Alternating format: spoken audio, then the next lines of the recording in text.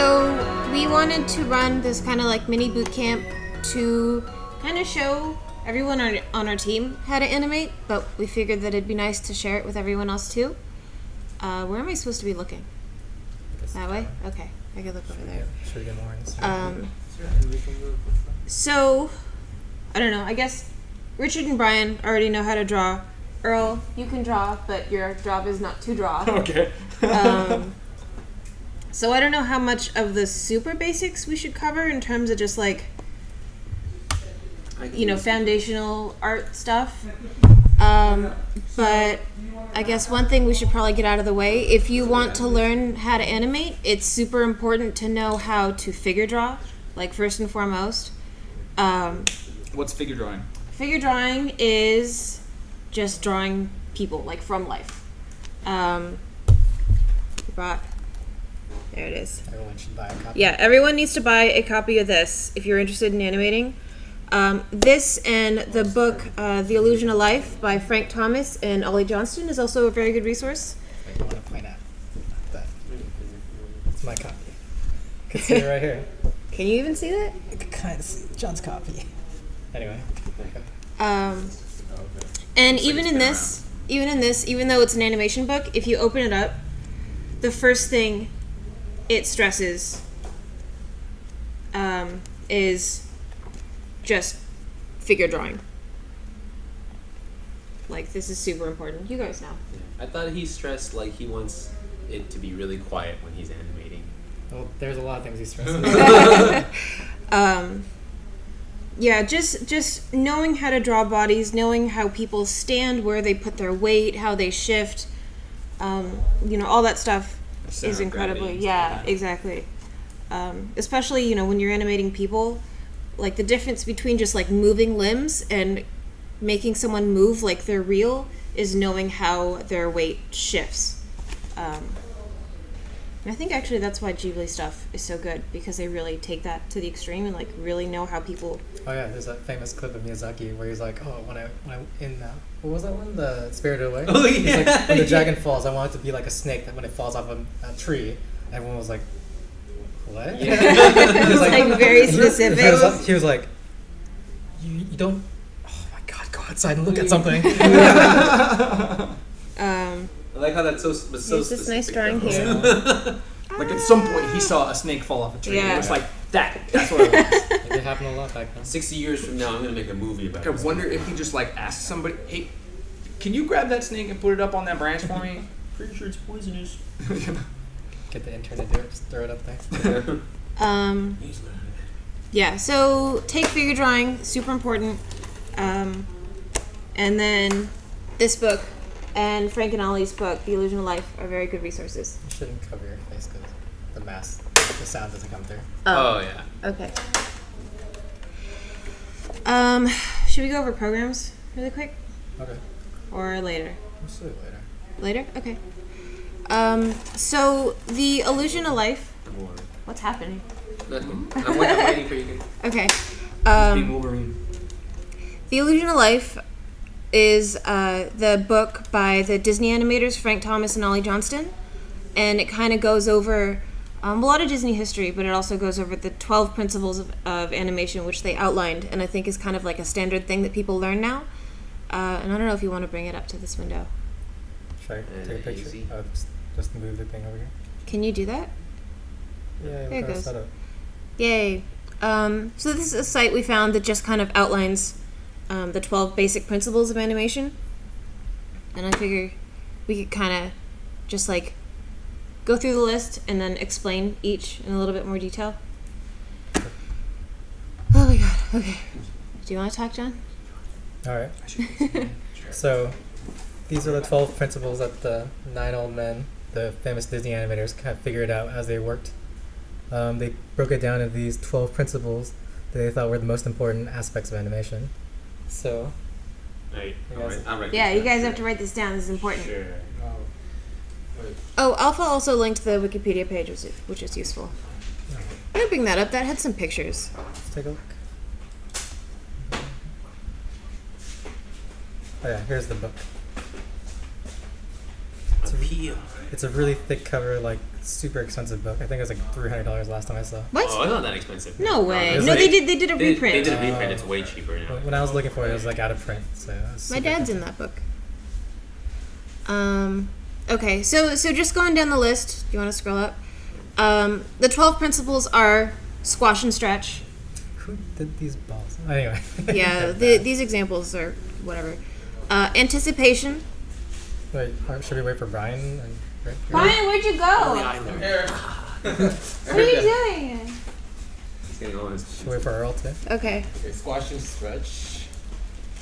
Oh, I set up a stream bot, so he'll constantly spam the invisible link Oh, every, like, you could do that? every 10 minutes or so. Oh, why don't you draw? Okay, so you guys should write these down.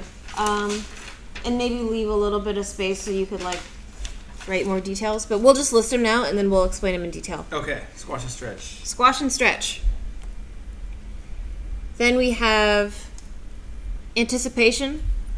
Should we give examples? Just like little quick ones? No, let's just list them and then go through them. Okay. Staging.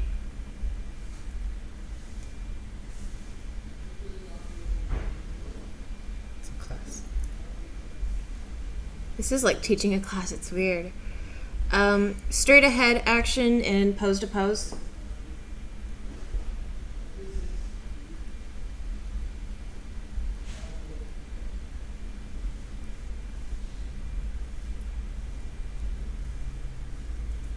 Follow through action, or is it just follow through and overlapping action. I always thought follow through was one word. I think it depends on However the you spell person. it. It's not a real word either way. Oh, okay. Follow through and what? Overlapping. Overlapping.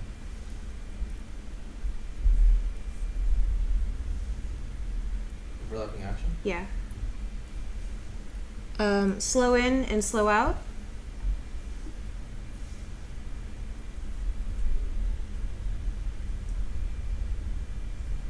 Arc. I thought Arc had H in it. No. Oh.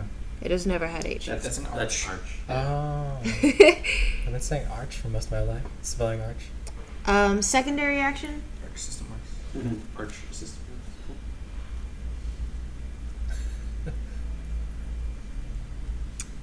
Timing.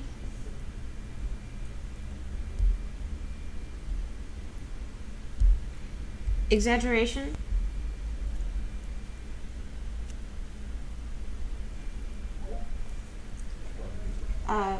Solid drawing. As opposed to liquid drawing. Yeah. Solid. Gas is strong. And appeal. That's the most important one. Appeal. Yep. Okay. So the first one, the first thing I think everyone learns in animation is about squash and stretch, and that's the idea that you can see this example here. If you have a ball, as the ball falls to the ground, it kind of stretches its mass, and when it hits the ground, it squishes. It's the advantage of doing 2D and 3D or any kind of like drawn animation is that we can make things look more real to our eye than it really would be in reality. Because like when we look at it, a ball just is a solid mass as it hits the ground. But in 2D, when we see it like stretch, it feels faster, it feels more alive, and when it hits the ground, it feels more impactful within that same amount of time. It gives it more reality than otherwise. I think one thing that you have to be careful of when you're doing squash and stretch is to generally keep the mass the same. Yeah. So you don't want it to look like it becomes a different thing. When it does these like kind of warping distortion things. I Make remember sure it's distributing. If you're gonna squish it or stretch it out, make sure the all of it is distributed so that it doesn't look like there's more mass there. Right, Yeah, yeah, the volume exactly. should be More the or same. less, yeah. The volume should be the same. like I know when I first did bouncing balls, like when it hit the squash, it was like grew like 30 times. Right, It's like- yeah. Which kind of works as an effect if you're going for like a water balloon kind of thing. Right. Yeah, but otherwise But even a water balloon has will the still mass. have the same mass. Yeah. And obviously, like, depending on the kind of thing you're animating, like, one of the common exercises you'll do is animating a bouncing ball, and you can animate like a tennis ball or a bowling ball. The amount of squash and stretch that they're going to have is going to be different because a bowling ball just isn't going to distort as much as a tennis ball. So you know, it's a good rule of thumb, but it's not necessarily something you have to apply to like throwing a rock against a wall. A rock isn't going to squash and stretch. Also, you know? The rules apply like in a broader sense too. Like for instance, if you're jumping, when you like hit the ground, you kind of squash up, like your whole body takes that kind of squash. Yeah, you get that impact, and your legs bend, and your shoulders are down, your head's down. And then when you take the jump off, you're stretching, like you're like pulling yourself out, making yourself elongated. Yeah. So all the principles carry over to everything. I like whenever I watch slow motion videos of like a karate master cutting his hand, like he does a chop into like a bunch of blocks. If they do it in slow motion, you can see his hand totally distort, like jelly. Yeah. And like, but you never see that when you watch it in Right. fast motion. So that always kind of blows my mind when I look at that. I'm like, whoa, it's not solid. I wonder how weird that would look if you animated it like that. Yeah, it probably Just looked like- really weird. I wonder. Well, I mean, it must last for just a fraction of a second, like Yeah. a small, tiny little fraction. So maybe, like, would that even make sense to have it be like, No, weird? No. it looked Yeah. really weird. Yeah. Do you ever do like when you see slow motion video like that? If you like, especially with bodies or whatever, if you see someone getting punched in slow motion or like laying on their fat butt or something, you see like ripples like go through the skin because it's like just Yeah. a soft layer. Is that, do you never really animate that kind of thing? Does it seem like it would There's feel like weird? you do it a different way though, not like Yeah. I think unless you're specifically showing a shot where you want to show those ripples traveling through, like if it's like a bullet time or, you know, something Yeah. slow-mo, then you can do it.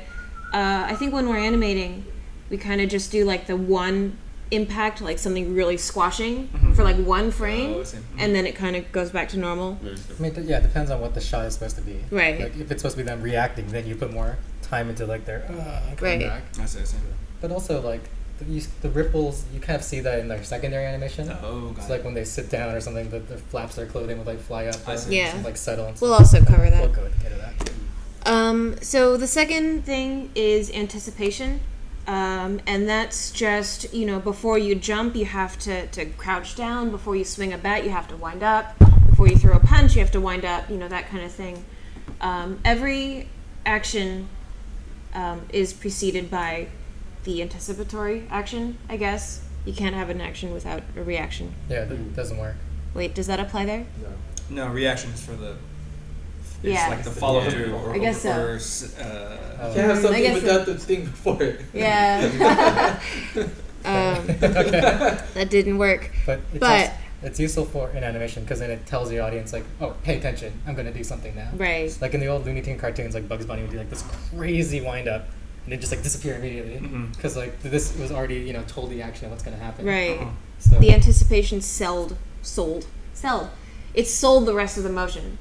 And even in video games, you'll notice that when you're fighting enemies, they will have way more wind up than your player character does. So you know that they're going to attack, and you're like, oh, I have to block or I have to dodge. Right. yeah. So it's a bad video game if they have Yes. a really slow or really quick anticipation. Yeah, they I mean, that can't do makes very it- well. That makes bad video games. Yeah. Like in like action games like Bayonetta and like Devil May Cry, that you can always tell what an enemy's gonna do because they can like wind up their attack. Oh yeah. There's like Right. there's like a tell. Yeah. it's Right, Like, yeah. Tell is a very clear thing. I mean, that's the other word. Same like Monster Hunter. They all have very clear tells. Let's make them unique and stuff. Yeah. Okay. I think that's pretty straightforward. Yeah. Staging, I think it's listed as one of the principles of animation, but I think it's just a principle in art, film, you know, kind of anything. But it's just kind of like how you direct someone's attention to what the thing you want them to pay attention to. It's like layout basically. Yeah, pretty much. Like, It's just like, yeah, I guess. Like even on this website, it's like, you know, it's staged so that you look at the text with like the images on the side. Right. You know, there can be a ton of ways to like stage things, whether it's like something is lit a certain way, so your eye's drawn toward it. You know, if you're composing just like a set, you can make different things like point kind of like in the direction you Different want. perspective. and thing. Yeah. So like if you had a camera looking at someone's foot while they're punching, that's bad staging. Right. Yeah. Unless the foot was really important. Right. Yeah. So it's just like it's a little hard to explain, I I mean, guess, without we could- examples. You could do it with the video camera. Like right now, the whole room is staged, so we all look at Brian. He's the most important person. Everybody knows Brian. 'Cause, like, even oh, even no, like that's I gonna think like if you look at the top of our heads, they kind of like lead down toward Brian, right? Yeah. These So things- it I'm not seems gonna like have you a know. focal point. I'm not gonna. Yeah. I'm not gonna. Yeah. Um, yeah. Whereas, you know, if you want to focus on me, you know, this is staged very poorly to have the focus on me. So. Oh my god, what's happening? So that's kind of it. Yeah. All right, go back. I was just imitating the Hungry Ghosts. So the next one is straight ahead versus or and pose to pose. And this is like two different approaches to animation. Which now I'm wondering if we should have explained like keyframes and shit first. It's okay. Let's just roll with it. Okay. No, Well, the keyframes are basically the anticipation and the. yeah, I guess so. reaction. Well, okay, so in animation, generally you start animating by drawing like the main poses that you want to hit, which are called the keyframes. So if you're throwing a punch, you probably want to do like. Should we put it back on the camera? Sure. They'd have to see. Get more. Should I exciting. get it up? Like over You where can move the Brian camera was, up. Yeah, move the camera. Or you can stand back. Wait here. Okay, I'll just sit, but there. So if you're throwing a punch, you might do like this is the first key, and then that's the second key, and those are the two drawings you do to kind of start the animation off. That's what keys are. Because then you want to be like, okay, here's my start point and here's my end point. Yeah. These are the two important spots that I want to Right. to read. Right, or yeah, for the viewer to read. Right. I guess. So for the animator, when they're trying to figure out like what should I do in between, straight ahead means they just go from like keyframe 1 and then they animate like everything in between to keyframe 2. The other approach is to wait. Yeah, that's right. No, actually, it's pose to pose, isn't it? I guess that's pose to pose. Actually, that's true. So straight ahead, you don't think about the keyframes. You just kind of just go for the motion. Like you have a motion in your head, and you're just like, I want him to like do a punch. So you just kind of just go from all the way to this. You just kind of Well, do I was gonna explain keys and then in betweens first. Oh, sure. Okay. Well, yeah. So we have keyframes. So it's like here to here, and then the frames that you draw in the middle are called in betweens, and those are the frames that are going to flesh out the motion and just be the whole animation. So what pose to pose is basically that approach of like keys. You draw your keys and then you fill the middle with in betweens. Straight ahead is actually not doing the keys, but just doing your key and then your in betweens all the way up to the next key in one go. So if you're animating, like going back to just animating the punch, you probably want to do pose to pose animation where you do this, that, and then fill in the middle. But if you're animating like clouds or flames, like kind of like a lot of effects where it kind of just like goes wherever, then you probably want to go with straight ahead animation where you have your one drawing and then you kind of just feel it out as it goes. Same with like I feel like secondary, like clothing. Yeah. Makes more sense to do that straight ahead Yeah. because you can't really figure it out until Yeah, you're drawing so it. stuff where it's kind of hard to predict where it might end up is sometimes easier to figure out with straight ahead animation.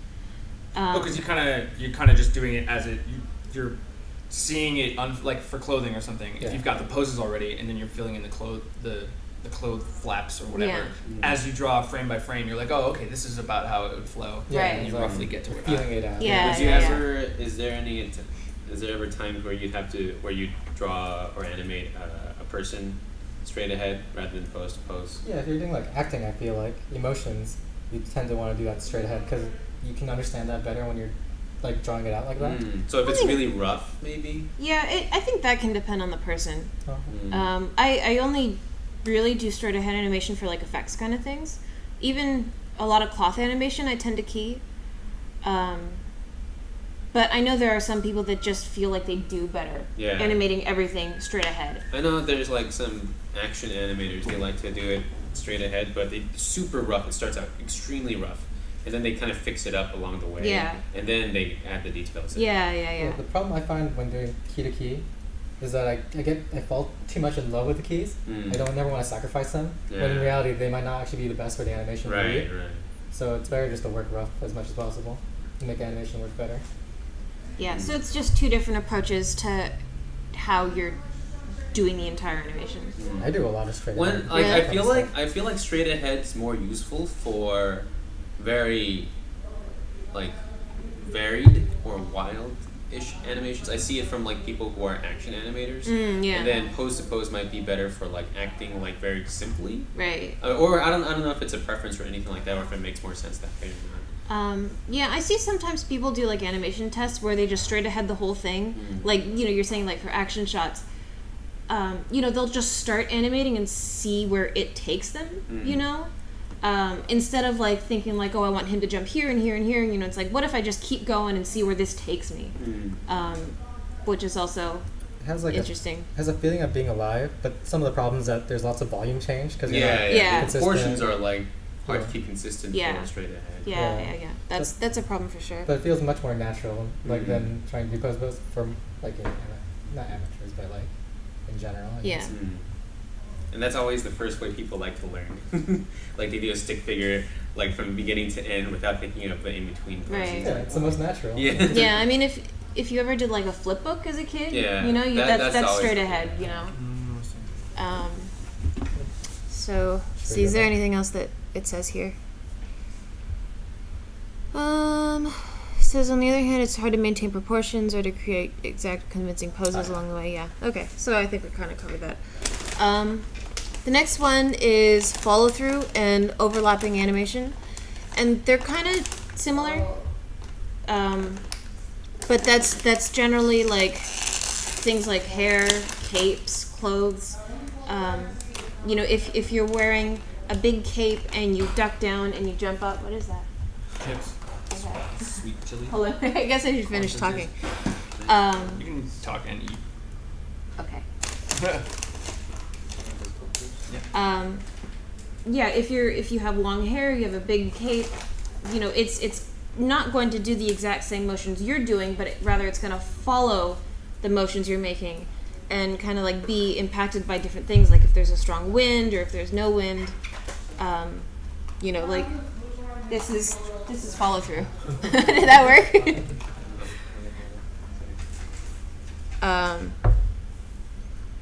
Yeah, I guess that's it. What's overlapping action?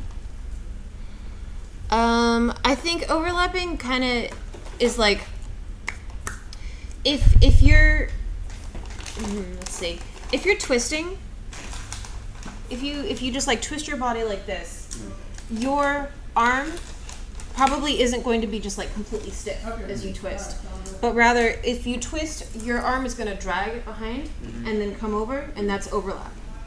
How is that different from follow through?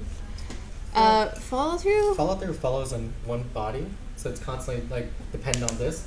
Whereas overlapping action might actually move in a different arc, might do different things. It kind of has a mind of its own a bit. Yeah, they're kind of interchangeable-ish. That's why they're in like I the think same it's a category. little bit of semantics, kind of, you know. So follow through is like the secondary object follows the pattern. Yeah. The leading one, right? Yeah. Okay. I think the difference is that follow through is like it's like a cape, whereas overlapping action would be a tail, where a tail would actually kind of have like its own life. No, that's secondary. I have no idea what overlapping What's the same? Yeah, what does it I say was just here? about to ask, what's the difference between secondary and overlapping? Overlapping is the tendency for parts of the body to move at different rates. An arm will move different timing on head. Yeah, and so so that's the overlapping was what I was saying about my arm. Like if I'm turning, my arm is gonna follow. So it's just drag then? Yeah. So it's kind of So- similar, but then beyond. maybe Yeah, on so a it's different kind of side. like drag. Okay. And it doesn't necessarily have to be drag. Like if you're jumping up, your legs, your body will kind of move differently from your legs. But like it's not like it's being dragged. It's just like has its own kind of. Yeah, Well, and I guess so, right? Because when you jump up, your legs like kind of catch up, and then when you're falling down, they kind of right, tuck in. like Yeah. nothing ever moves at the same rate. Like one thing they'll teach you in animation is say you animate someone waving with both hands, like they bring both their hands up and they wave at the same time. Yeah. You never want to draw it like it's mirrored, Oh. because that looks fake. It doesn't happen in real life. That's just not how we move. And they tell you not to avoid twinning. Yeah, That's twinning. what it's called. Where you don't move perfectly like mirrored. That's called twitting? Twinning. Twinning. Oh, Yeah. got it. It's actually you can use it to make an inhuman effect too, like for robots though. Oh, Yeah, oh, yeah. like you want to do it on purpose. Yeah. I got you. I've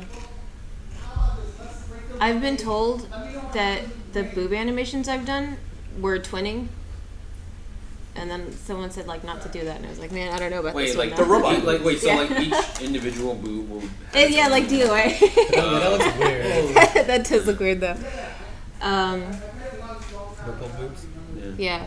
Oh, I was gonna say earlier though, in terms of overlapping, I think overlapping can also apply to something as small as like a head turn. When you're looking at something, you tend to look with your eyes first. You move your eyes. Actually, you blink, and then you look at the thing. Then you turn your head. Then you turn your body. You lead with Like your head. people don't look at things like this, you know. Like a robot. Yeah. You look. You lead with your head, and then you turn your body.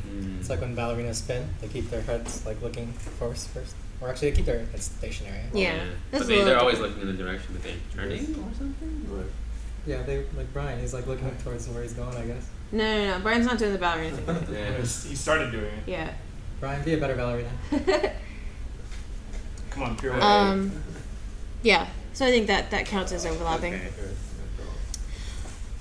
Slow in and slow out is basically when you have your. Should I talk about it in terms of the frames or just the general principle? Go principal, and then go into the frame. Okay, so slow in and slow out is basically when you move an object, it has to slow to a stop. Things don't just move and then stop. Yeah. So inertia. It's inertia. Yeah, Yeah. pretty much. Yeah, I mean, if you put the brakes on your car, it has to slow to a stop to a point. And even if you hit it really hard, there will There's still a little be ramp yeah. up to the Yeah. actual speed. They'll go instantly fast. Unless And it's a Tesla. and same same with starting a motion.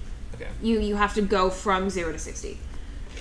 So what this means in animation, other than obviously just like animating those things, that applies to like where you're putting your frames, if that makes sense.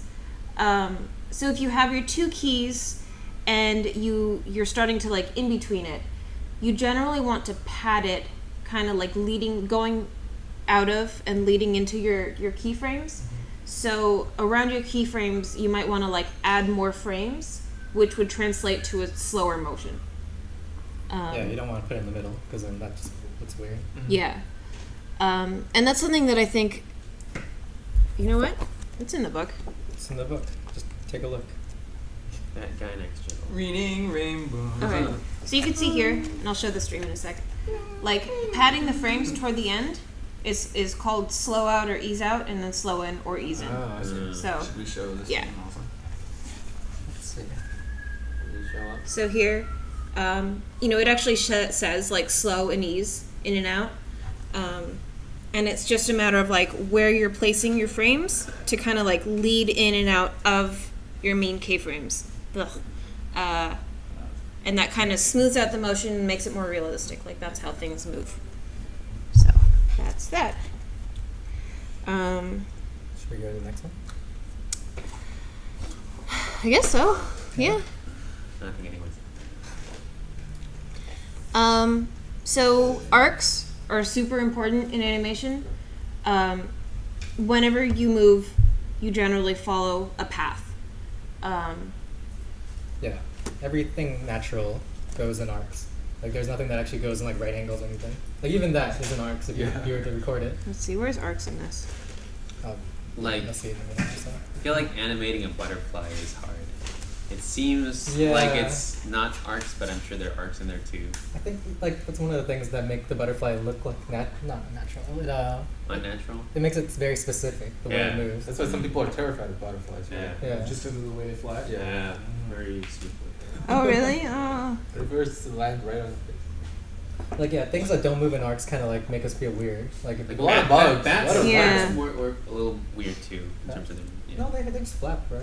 Yeah, Well, but what I mean when they're in the air, they don't actually like go in a straight line. They kind of like Yeah, they wobble do a little bit. wobble, yeah. Yeah. I think listening to a lot of this, I know like a lot of physics principles seem to apply to a lot of things. You just have to keep them in mind. Yeah. Mhm. And I think it's interesting because I would assume for animating bugs, it's very foreign because when you have something that's that lightweight and that small, like That moves that fast. that moves that fast, a lot of like physics properties that apply to us normally and like heavier They don't objects apply to Yeah, bugs, don't they just- apply to bugs. They just Yeah. break physics. Yeah. Or like animating a hummingbird. It, I Just a mean, helicopter. yeah, it's just and it's just like constant hands. But even or those wings, have I guess. like arcs. Like if you slow them down, like Yeah. if they're Oh, like here's- hovering here's here arcs, and they here's move over arcs. to here, there's still like a Slow in and slow out. Yeah, yeah. So arcs, you can kind of see, the chip. The way this arm moves follows an arc. On the next page, People don't get to see You know. this, but well, I'll show them. The path that this ball follows is, oh yeah, the Frog, frog. right? These are arcs. So I'll show the stream also. Does that work? Yeah, so you can kind of see, this arm is following a very clear path. And I feel like when you break it out like this, like you see all the frames at once, it looks kind of robotic. But when it's animated, this is the key to making it actually look natural. Yeah. Like Um, if anything looks weird in your animation, if you go back and like just put like dots to where everything goes and it's not following an arc, then you know immediately that something's not working. Like I do that all the time to problem solve, like troubleshoot my okay. animation. Same thing here. The path that this ball follows as it bounces is called an arc. And just generally things move on an arc. They don't move necessarily like on straight paths. I thought there were more examples in here. In the walks, there's more of those. Yeah. So like it's actually kind of fun if you take a camera and just record stuff and you go through in slow motion. You're like, oh wow, everything moves in an arc. Like just the whole world is an arc. Yeah. I'm trying to think of like things that don't move. Is there anything? There must be something. You take a car and like go like Drive it forward, and then it doesn't. That's not an arc. yeah. But even like the up and down of like the head motion here, these are arcs. The way his feet goes up and then down, that's an arc. That was super. So we have just a couple examples of walking animations, and I was saying like the way his head moves up and down as his feet cross over and he continues to walk is an arc. The actual path of where his foot goes from the ground into the air, passing over the other leg, and then down on the ground again is an arc. So, like you'll learn that my boobs are like right in there. No, that's Animating a walk is actually super, super hard because there's so many different things to keep track of when you're doing a walk. It's like you have, first and foremost, you kind of have, I don't know, do you usually actually do the legs first or the body up and down I do the first? body up and down. Yeah. Because when you walk, you're bending your legs and straightening your legs. So your entire body moves up and down. So that's one arc to keep track of. And then you have to animate the legs, which are, bending, straightening, and then passing over one another. And that in itself, like, you have to keep track of, like, where the hips are, and then where the knees are, and where the ankles are, and it's a lot of shit to keep track of. And then you think, like, oh, this looks okay, and then you forget that actually the hips have to move back and forth, and then the shoulders have to move inverse to your hips, and then you have to do the arms. Like, it's the worst. Yeah. It's the worst. It's like Is the it- culmination of everything. That Yeah. You learn. Is it easier to animate a walk as a thing that's moving forward, so you can like place where a footprint would be, or it's easier to animate a walk stationary? I think it's easier to do everything just kind of moving forward. Yeah. Like trying to do everything in a loop is really hard to get It right. feels like it's really hard to like kind of get it realistic looking. Yeah. Whereas if you had it like move in like a realistic like Yeah, manner, actually walking yeah, across. then you can tell at least where the footsteps would Yeah. actually land, Yeah. and that'd be easier. Whenever I animate walks, I usually start it in place, and then I'll make it actually move. Because I find that when I animate in place, it's really hard to figure out where their weight is going. Because when you take a step forward, you're actually falling and then Good catching foot yourself with your other foot. Whoa. So yeah, so you'll see that like. Let's see. That's what happens when you trip, right? Because You don't catch yourself. Yeah, you didn't catch yourself. This is when you You're running, or you're tripping, or what? Just when you're walking. Yeah, just Wow. just walking. Like the slower you walk, the more like control and like balance you have. The faster you start walking, the less and less, the more and more you're Oh, throwing the yourself more off. and more Yeah, you I mean, just kind of picture- propel yourself into the air slightly, and then Yeah, like settle. picture what would happen if you're running, but for some reason, one of your legs just didn't take that step. You would fall. That is a trip. Yeah, that's what tripping is. It's like the fastest sprinters are just like constantly falling. If they just never had, just constantly. they never had to falling. grab themselves, they could just fly. I think you can kind of see it in this drawing. It's very slight, but his weight is shifted a little bit forward. Like you can't really stand like this. Isn't this like that weird one? Oh, here I think is a better example. He's leaning forward. His weight is off balance, and so he has to put his other leg forward in order to make that step, Oh, and I that's see. what a walk is. Brian's doing a walk now. See it this drawing? So I was saying, like, this is like the middle of this walk, If you want to do some walks and try his weight is practicing. actually shifting forward, so that he has to put his other foot forward in order to catch himself, and that's what a walk is. What's happening? What are you guys doing? Trying not to water. Like try to do the most balanced walk possible and see how that feels. I'm not doing this. You guys have fun. I feel like I have to.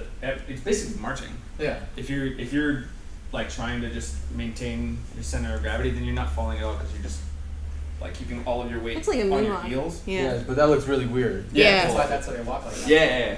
And if you don't want to spill anything, you just That's true too. do that. I Um, was in marching band. you know, we were still talking about arcs. Oh my god. Okay, should we go back? Should we go back? We just derailed. Yeah. Let me switch it back. Or What a should, crazy walk. or do we have more, or do you want to talk about the next one? Secondary action, No, we can talk tertiary about action. secondary. Okay, going back. Oh my god, this animation here is not good. The first one. You should Sorry, whoever did this animation. I'm sure he worked really hard I'm on sure it. it He or kind she. of demonstrates the principle, but There's no arc in the head or the body. Yeah, it doesn't look like it has any weight. yeah. See, that's part of like the arcs. You know, the up and down. So like, I bet what they did is they but they based it off of a video reference of a horse running. But you can't just do that in animation. You have to like then exaggerate it and make like push the arcs and everything to make it seem more real to us. Not necessarily. I mean, that's what rotoscoping is. But that doesn't look that great. That's why people can tell when rotoscope is rotoscope. Yeah. I mean, You have to push it more. there's good examples of rotoscoping. Well, I always even if you scroll up and you look at the actual gif Horse? of the horse. yeah. Let's compare it. Is there? You know what though? See, you can see actually. There's a bit of squash and stretch in his body as his Yeah. butt comes up and his there's an head arc comes to up. Its hips. Oh, yeah. Its, Yeah. His neck is stretching forward. Yeah. Like there's You up and can down. see there is an up and down motion, even though it's very subtle. So, There you go. yay! And there is this this one, guy. the torso. You know what? It looks like he tried. The butt goes up just a little bit, and the head goes up a little bit. But yeah, it needs to be pushed more. Yeah. Let's stop critiquing. Oh, I'm sorry. Wikipedia horse. I mean, we're not just trying to diss whoever did it. We're just I like, understand from Yeah. yeah. All right. Why does it look? Not like this guy's terrible. Just like this is a good opportunity to show off Yeah. some of the stuff that could be improved. Oh, also, like, if you look at the follow through for the tail, it doesn't really make sense. Yeah. Well, so this next thing is secondary, and it's kind of similar to follow through and overlap. But secondary, I think, secondary generally refers to things that you're still like moving consciously. I think. right, So if you're moving, if you're like flipping your tail, you know, while you're doing something else, that's a secondary animation. Okay. I've been mixing up these two words. Yeah, what's the difference quite a between bit. secondary and follow through? I think overlap and follow through are things that generally follow the main action, but secondary is still like you're doing the thing. So, like, when you walk and you swing your arms, that's a secondary action. Yeah. So it But just There's a main action and then there's a secondary action. so it might be something that gives more context to the character or the scene, I guess. So wait. I think it's more mechanical. I than thought follow through. If I think of follow through, like in terms of sports, Mm. like if you're hitting a bat like, or like swinging a bat, this is the hit, and then this part was the follow through part. And I thought secondary would be like just all the clothes or like things that are. I think it's the reverse. In Oh, is it animation. the Yeah. other? Oh, is it? I mean, in sports they may refer to it as that, like the Yeah. follow through your swing, but in animation, It's the other way. Yeah. Okay.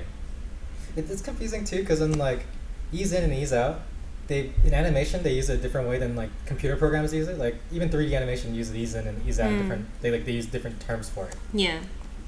Oh, so Let's I'm see what the saying- book says. So with Razmi wiggling her fingers in that animation, was that a secondary? Would that be a secondary? I don't know. Is that secondary? I feel like I she's think it doing is, that yeah. consciously. Yeah? Because the main action is Because the main action is like Yeah, is I this, guess, and yeah, then yeah, yeah. this So secondary- I guess This, that this does gives count. it like I guess like because the description of the secondary action says it gives it more life, Yeah. more character. So I guess another thing would be like So, well, the example it gives is if you're walking, and like you swing your arms. The way you swing your arms, you know, they're just different types of secondary animation. You have the main motion, which is your walk, No, yeah. and then you have the way you're swinging your arms or the way you're twisting your head. I don't know. How are you walking?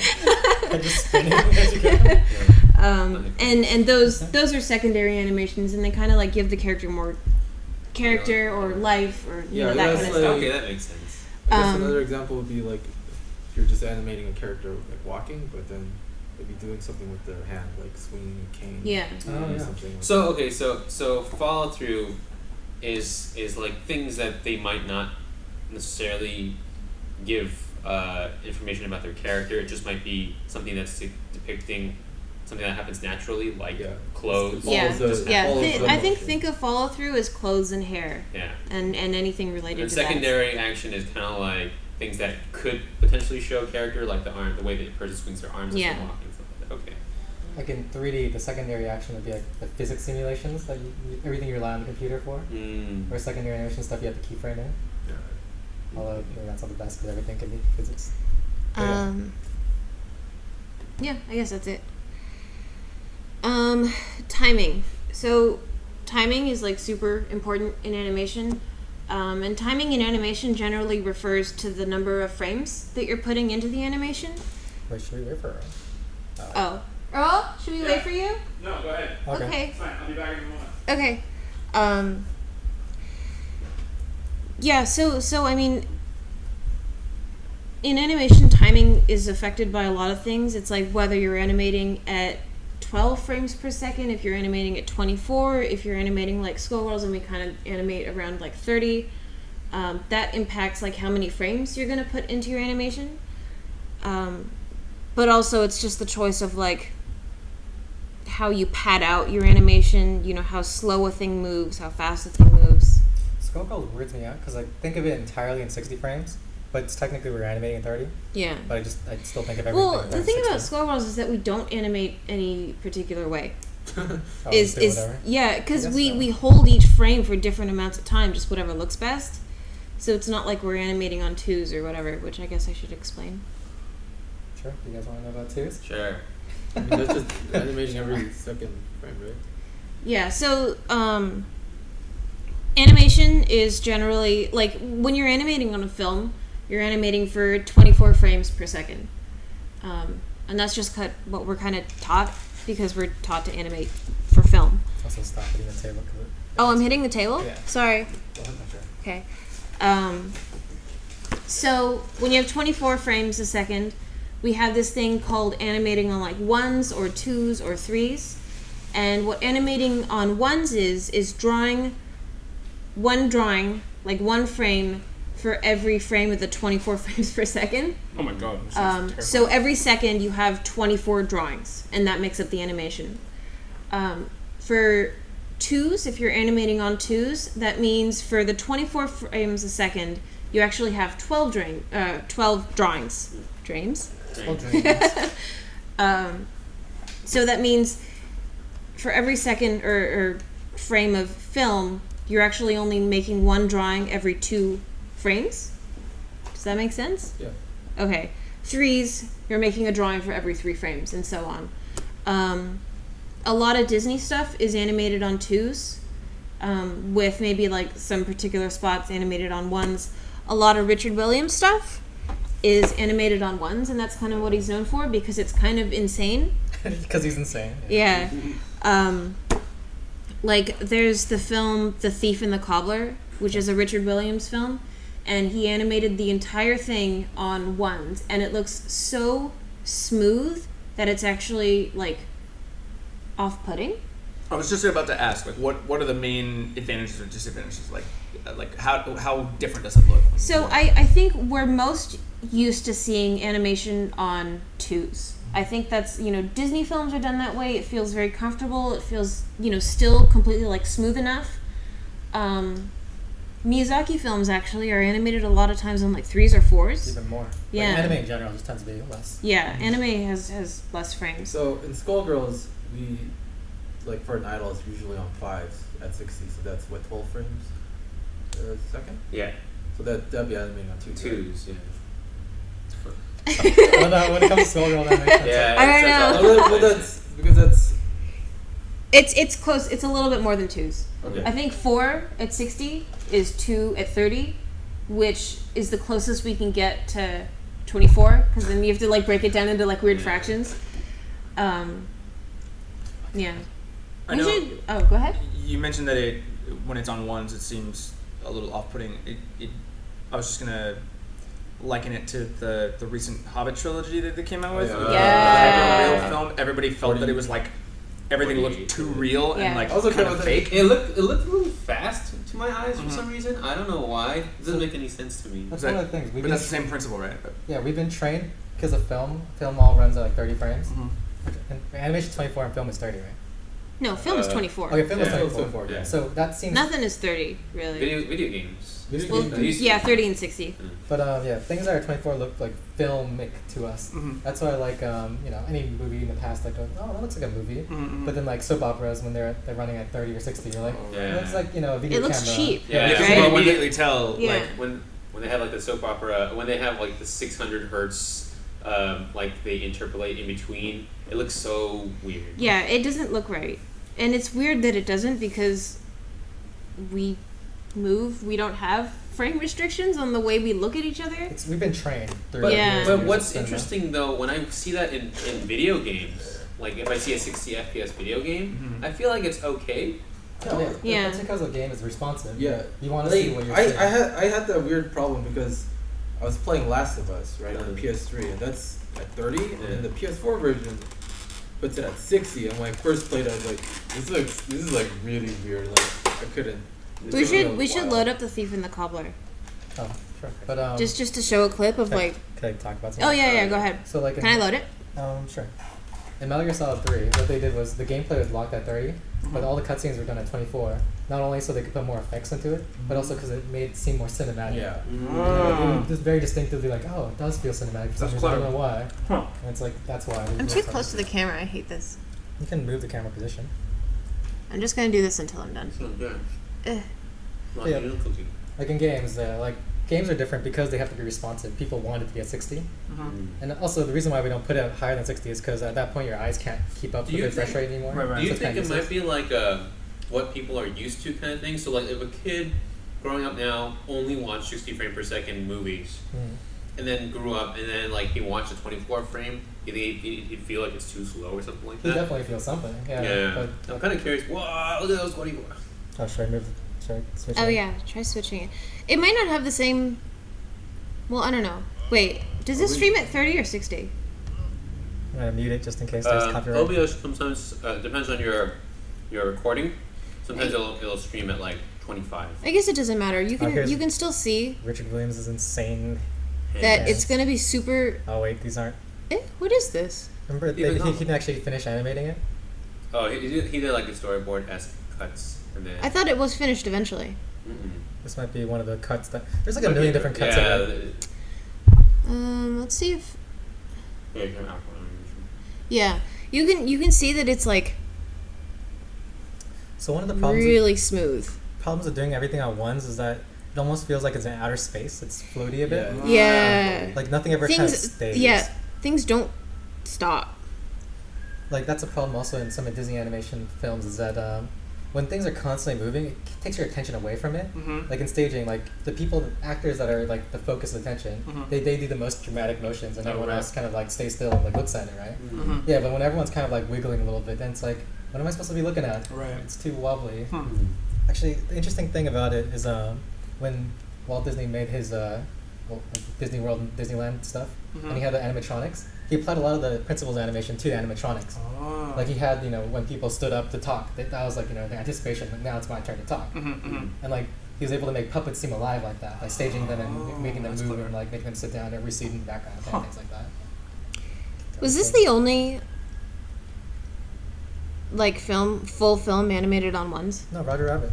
Yeah. Oh, I guess so, huh? Any film, But yeah, I guess Say Roger Rabbit. yeah. Oh wow. any movie that uses live action over animation, Uh huh. Had to use it on. you have to match up to the frame Oh, rate, so I you see. tend to do it on Wait, hold ones. on. Oh, that's why everything. Yeah. in Roger Rabbit seems so fluid and like. Yeah. That's true. Also, you tend to want to use ones on pans, Mm-hmm. because otherwise it looks kind of choppy and weird, because a pan is a smooth motion. Oh right. But, Mm. like, Because it'll jumpy if it's not. Yeah. Oh, I see. unless you make the pan also go at, like, the same choppy frame rate, Mm-hmm. but then that looks kind of weird. Yeah. Like, that, yeah. Like in anime, they used to, when everyone first went CG, there was a big problem like that. Mm-hmm. Or they didn't know whether they should make a pan smooth, because computers allow them to do a smooth pan for once. Mm-hmm. But then the animation looked like choppy as a result. And then, but now, like, people figured out how to do it. And so, like, in anime, they tend to do either choppy pans Mhm. or just smooth Or pans. just have everyone be very still as a pan happens. They don't move them at all. See you later. Yeah. Yeah, so this is animated on ones, and if you look at it in like HD, you'll actually see that because people's hands aren't perfect, it actually looks a little wobbly because it is so hard to keep track of this. It's like Richard Williams is like, that's kind of his thing. He loves to get off on it. Oh my god. No. So, you'll see a lot of that in his work, but I don't think that's really typical of a lot of feature films in general. Man, I can't stand her lips. Mm. Okay, so should we stop watching copyrighted material? Sure. Yeah. Yes. That's What? Alright. You want to watch all of this? It's Oh, gonna get- no. It's gonna get banned. Really? So, okay, Oh. is that, Yeah, is they that, have copyright is that what timing's all about? Just working within the frames? Or? Yeah, I mean, timing is just generally the number of frames that you're putting in between, Okay. or in your animation. Okay. I forgot that's what we're talking about. But so what do you Brian, bring it back home. So what do you call what we do in Skullgirls long ago? Like, you know 12 and then the 5, 4, That 2, would be, and it's like, I guess in general terms, that's It timing. it right? is timing. It's just weird timing. because we hold frames. Like, Yeah. so. Yeah, we don't adhere to any like 1s or 2s or 3s Right. rule. I guess just think about like what the action feels right with, right? Mhm. Like in real life, if you've got a stopwatch and you're like, okay, run, and you like time it. Okay, that's when each step is like this. Mm-hmm. Or like, if you jump, how long does it take? Or when you say words and you want to time yourself, Mm-hmm. then you time it. That's all. Yeah, because I guess like The natural for cadence us of when things. Right. So you want it to be like realistic. Like if you gave something that was really heavy a very slow drop, that wouldn't feel like it's heavy. Yeah. You want it to have like the actual what it naturally do if it was a thing that existed in real life. Yeah. Okay. Otherwise, it feels very. because like otherwise like if you're holding a punch and you want to hold it there, there's no point in like drawing this same frame for like 4 times over or whatever, right? Yeah. Okay. But also, like, the problem with these animation rules is that if you break them, you can do it for a more exaggerated effect. Like, Right, Looney right. Tunes would constantly do, like, ridiculous, like, wind-ups and, like, they don't really hold it. They just kind of go crazier, and then they just kind of, like, do whatever. Or they just immediately do an action, or they just Mhm. do a really weak Yeah, action as I a guess joke it or depends on what something. you really just want to go for. Yeah. Yeah. Mm. These are just principles. Yeah, these are, like, the building blocks to work Right. with. Once you know the rules, you can start to break them. It's like for the comedy of things and stuff. Right. Yeah. I was gonna ask. I know we want to move on from timing to exaggeration. No, that's fine. But is there?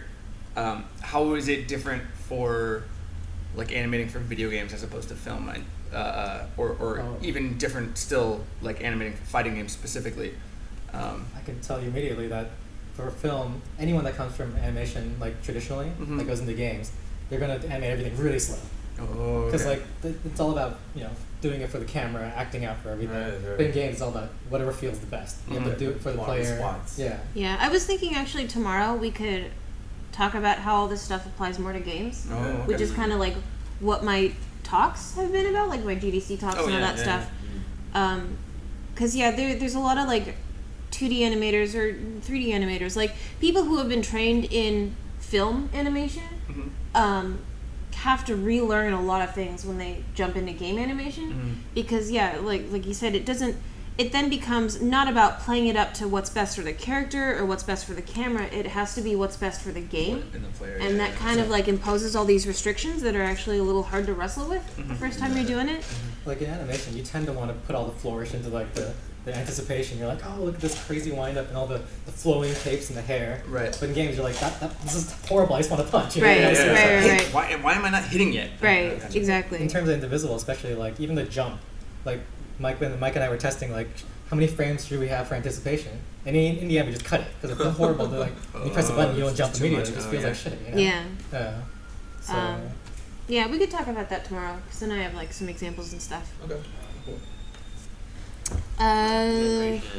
Exaggeration. let's go back to. I mean, it's exaggerating Yeah. stuff. Does that kind of go hand in hand with the squash and Yeah, for sure. and stretch? Yeah, just like pushing stuff as much as possible, like breaking bones even. Right.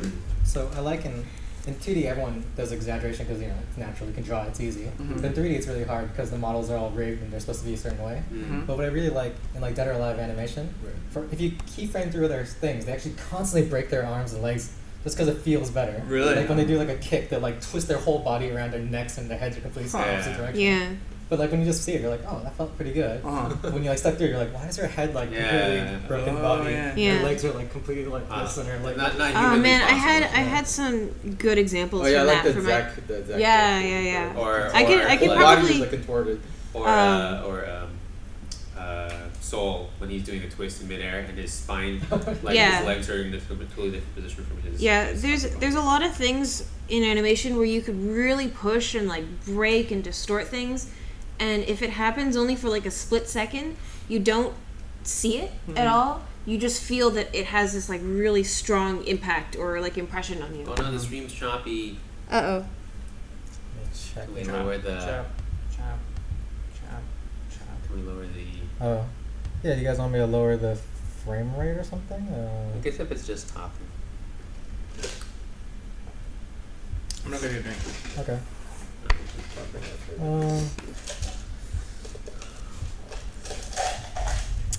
I thought there were some cool examples of exaggeration in here.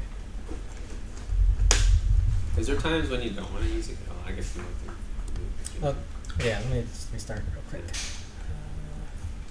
The bit rate, so is it too? Should I make it 1300?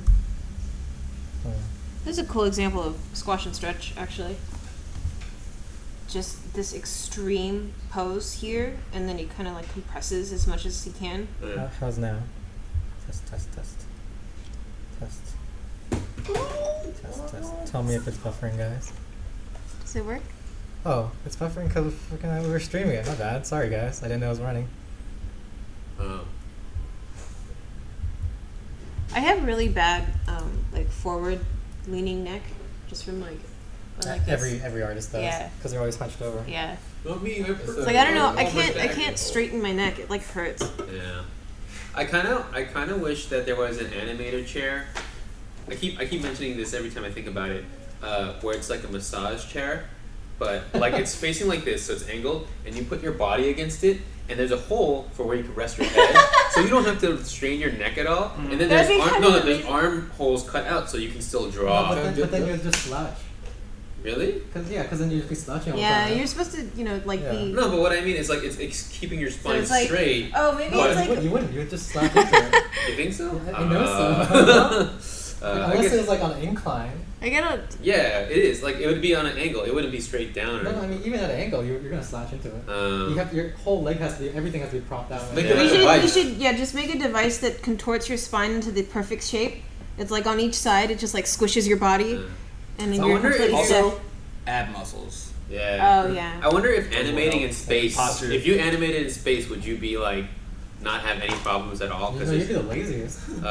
Your everything would be terrible. I You'd be guess like, that's true. I don't have to worry about anything. Alright, exaggeration. How's the stream, guys? Is it okay? So Yes. I was thinking about exaggeration a little bit. Hold on, let me restart.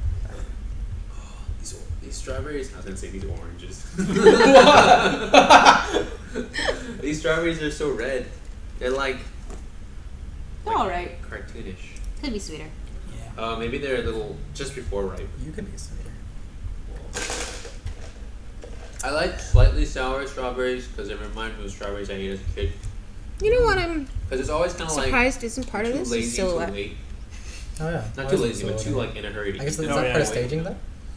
It should be its own thing though. Yeah. We can add it. Impatience. Good. Yeah. OBS takes Someone That's the word. someone says don't restart. It's too late. Oh. And also, OBS kind of fucks up where if you Really? stop the stream, Hmm? it won't stop. It'll just choke on it for a while. I'm sorry. Also, I'm afraid to force quit it because then I might get rid of a local archive. Oh shoot! Yeah, it's definitely gonna get rid of. the In local order to if you wanted to change the frame rate and the resolution, you have to turn off the stream You got to turn around. and then change it and then turn the stream back on again. Oops! I should have stopped recording Um, first instead of the stream. Sorry. Oh. What happened? It's just waiting. Okay, to restart the stream. This is bad. Did you hear us now? No, it's stopped. I think this is cool. Like you can see all the arcs of the way his like hand moves up. Does anyone ever lift their shoulder this high?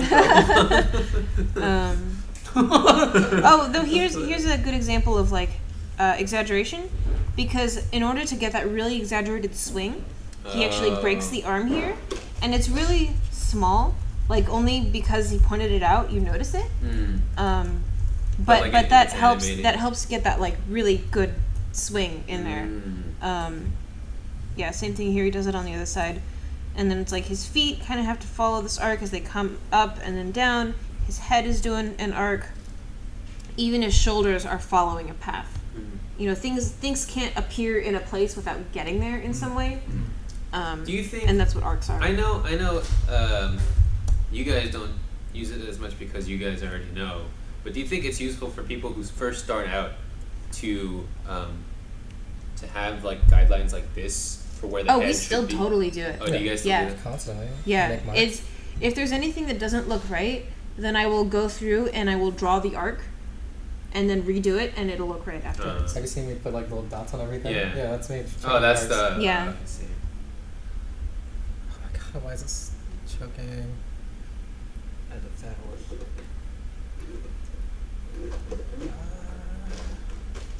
Oh, there was another thing. There's like a running pose. Oh, actually, even this, yeah.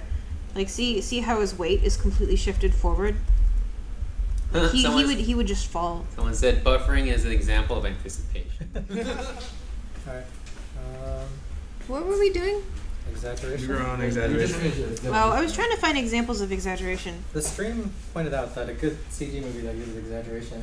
Whoa, it's number 101. Anyway, Damn.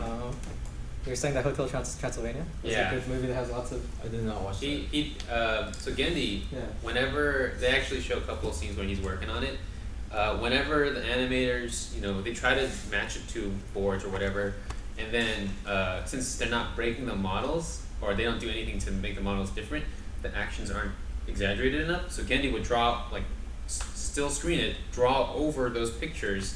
This is how much I want the vampire character, the Dracula character, to stretch his neck and like his back has to be hunched and like Yeah. they totally have to break the model like crazy to get to his standards, which makes it better for animation. I feel like it must be kind of tricky for the 3D animators to like either rig it up that way or to like like in the Naruto games, right? yeah. Oh, So yeah. Like they're super good at like making their models super breakable and super malleable Yeah. to make it work. I have often thought that they should just make the show in that.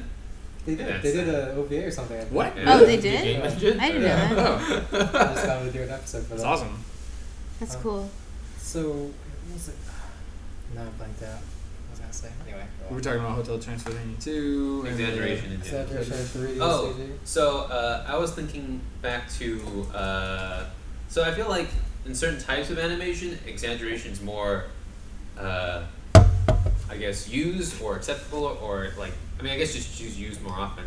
when I think of like things that don't have as much exaggeration, I think of like maybe sometimes Ghost in the Shell or Satoshi Kon movies. Not when they're doing big actions, but like they're trying to be more subtle. Yeah, subtlety, you wouldn't really exaggerate things. I mean, Except you, for, you, like- you still can, but I think it's just a matter of like picking and choosing where you exaggerate things. Like in Um, Ghibli films, when they cry, those tears are there's- exaggeration. Right. It's just a matter of like knowing how to exaggerate what to kind of like convey the thing you want to convey. So super super cartoony animation, like a lot of 3D movies nowadays that just have characters that like just fucking go everywhere. Those are super exaggerated, obviously. Whereas, I guess a Ghibli movie with characters that just like living their lives, Yeah. it's not incredibly exaggerated. I think in action you can do a lot of exaggeration and it'll work. Like a real stretched out punch for anticipation or something. Is there such thing as can you be like have subtle moments that have exaggeration in them also? Does that happen? Is that possible? Like a big, really pushed face, like when you're kind of thinking in between of a scream or something. Really push it. Okay. Yeah. So it's kind of based off of like. Catherine. Oh yeah. It's an exaggeration. So for exaggeration, it's more like something you use when you know you need to use it, rather than like having it all the time or Yeah, having if it. you Yeah. use it all the time, looks terrible. Yeah. Okay. I guess that's it. Is it? For exaggeration. Oh, For exaggeration, yeah. okay, now we have solid drawing. I mean, solid drawing is just having a good drawing foundation. It's what we mentioned about figure drawing. You need to know perspective. You need to know composition. Just anything that goes into making a good artist, you have to know as an animator as well. To have a good Oh, no. core. What happened? The stream froze again. On their end, not on our. We can't see it. Are you on merchant or? Yeah. Yeah. I'm on a different. I'm not on merchant, so I think I can have mine playing. I'm just gonna have the volume low. Sure. I mean, regardless, we're streaming. Well, I'm gonna put the archive up on YouTube later, and it's gonna kill me because every night it takes like 6 to 8 hours to do. Oh. That's pretty Crazy, and you should not kill yourself to get the entire thing. See, look, someone made a JoJo reference, and I understand it now. What was it? Oh, the social enemy stand. See, you're gonna be saying that soon too. Anyway, we can just go on. Yeah. What is it working though? They can look at the archive later. No, let's make it work. That's kind of What hard. are we gonna do? Yeah. Like, make the internet work better? Make the stream setup work better? I can make Wait, this. shouldn't we turn it off there? It's on No, the- no, it's different. It's Oh, different. really? Yeah. Should be fine. Does it work? I can see it working on that thing. Oh, Okay. There's Richard setting it up. Okay, let's just go. Alright. Okay. Yeah. You need to know how to draw to be able to animate. Okay. You cannot. I Can get you an F. can you not be a good artist in anime? I've heard like a long time ago, back when CG was still brand new, people would be like, yeah, there's a guy who was like a brilliant CG animator. He could not draw for his life, but he just had a great grasp of like action, movement, and, like people. So when he finally learned the tools about CG animation, he was like, oh, I can finally express myself in a way that I never could. I think it's a little less applicable if you're doing 3D animation. Mm. I feel that it helps to have a good solid 2D foundation if you want to go into 3D, but I know that's not necessarily the case for everyone. There's a lot of 3D animation schools that just teach 3D animation and don't even teach you how to draw. And I guess it's good to keep in mind that like when these principles were outlined, it was from Disney animators. Yeah. You know, But I think all the rules apply to 2D and CG because in the end, you're playing for a camera that's completely flat. And that's why you can do exaggeration and everything and still works in 3D. Yeah, that's why. Yeah, because it's not like they care about if it looks perfect from every angle. Yeah. They're just doing it so that it looks good from the one camera angle. Yeah, which is why game is hard because you can change the angle however you want. Yeah, unless you have a solid a single position camera like in Guilty Gear. Oh yeah, then you But can then you decide can whatever mess you with want. things out. Yeah, Yeah. like crazy. No, play works fine. Should we go to the next? people are saying. What's up, people? I'm gonna ban this guy. Wait, stop moving the chat. Gotta ban this guy. Message deleted. Ryan, I want to have a party with us. What are people saying? It Oh. stopped. What? I'm looking at the screen there. It's still going. Still going. Let's just keep going. Yeah, Okay. Don't worry. Can't help it. Can't help it. And last one is appeal. Peel. What's a peel? What is appeal? It's a skin of a fruit. Oh, I get it. Uh, I don't know. Just drawing Stuff that appealing. looks nice. Yeah. I don't. Oh, There's no secret to appeal. I think. what's it say? The Like, charisma no in a formula to appeal, really. Is there something like are there just any shapes that are just inherently ugly or like? Oh, in drawing, there's like the golden, not golden ratio, or like the 1-3 rule kind of thing. Sorry, where things look better when they're in thirds. Mm-hmm. So like proportionally, we like people that have their faces proportionally a certain way, Mm-hmm. their body shape a certain way. Yeah. Just like we like things that look like when things are like completely even, we don't like how it's shaped. Like it looks kind of boring to us. Mm-hmm. When things are kind of like spread out like in thirds, it's like, oh, that looks kind of nice for some reason. I don't know why. Yeah. So look at that lamp. Even the curve of it. Actually, no, maybe that's actually exactly even. Yeah, I mean it's just about having like interesting shapes, things that don't look repetitive or like samey. What's weird when I was younger, like I had trouble understanding how people formed the concept of what is appealing to them. I always felt like that was something that was learned rather than something that Yeah. something that was inherent. Like if you want to make a big monster, having it had giant broad shoulders was always something that was more intimidating and scary than having some. But like that, I always felt like that was the way that I was taught it, rather than to have it be like, oh, that's immediately in my head. That's Well, what I think this is. yeah, kind I of a mean cultural thing. yeah. There is a point to where like society kind of dictates what we expect. You know. But there's some natural lot of that, like in the wild. You're gonna stand up and look bigger to scare a bear away, right? Because Yeah. you look bigger and threatening. Yeah, I mean, I just feel like there's some pieces of it that are more learned than others. Yeah, Than- I mean, than- like just what Americans find beautiful in like men and women is going to be different from, a lot of other countries. yeah. There's stuff like that, but I think there are some like Oh, Yeah, it's Kind of funny. thing. It's funny you should say that because whenever I look at like, what's that, goblins or goblin? Mhm. Yeah, Goblins. yeah. Whenever I look at their animations, they draw like women. A lot of times they tend to be a lot like bigger and more voluptuous looking. Right. And I'm like, I guess if that's just, I wonder if that's more just like their standard of what they like appears to be beautiful to them. To be fair, it's actually more fun and easier to draw curvy things too. Like depends on who you are. Like ask the best mecha designer. Like what he thinks of that. I mean, when people like beauty is so hard to draw and capture perfectly each time. Mm. It's really hard to animate a perfect looking person, like a Mm. beautiful handsome lady or handsome man, beautiful lady. Mm. But like an ugly person kind of go, oh, just flub the details and it feels good. So Yeah. So I mean, I think appeal is very subjective, Yeah. and it's hard to teach. Yeah. I feel like for that case, then I think it might be very worthwhile for anyone who's learning to just like check everything, Yeah. not like any one specific always school. copy everything that you like. Yeah. Even animation, if you want to know how to animate something and you don't know, like find an example and then just start copying it and be like, why does this work this way? Yeah. And then by It's copying so important to be able to go through animations you like and like step, through it. Yeah. Studies. like really, yeah, like even if you're just stepping through it, you don't understand it nearly as much as just straight up copying it and be That's like, true, oh, this is too. why this works and that works. Mhm. It makes a big difference. Mm. Like when I do a lot of action things, even if I'm referencing live action, I'll do like small sketches of it to be like, why is this working? What's going on that I'm not noticing like Mhm. with my eye alone? Makes Oh. a difference. Related to the 12 principles, we should pull up that. The Darkstalkers article. Oh, The Darkstalkers 12 Oh. principles. Do you remember that? you want to go? That was a good one. Yeah. I never read that. You want to Google it? I don't like getting too close to the camera. Put a Can you mask just on. type Darkstalkers 12 principles? Darkstalkers 12 principles. There. Oh, Art Eater. Yeah, this is a good article. So this is a cool. It's Oh, called. this one, right? Yeah. It's like, wait.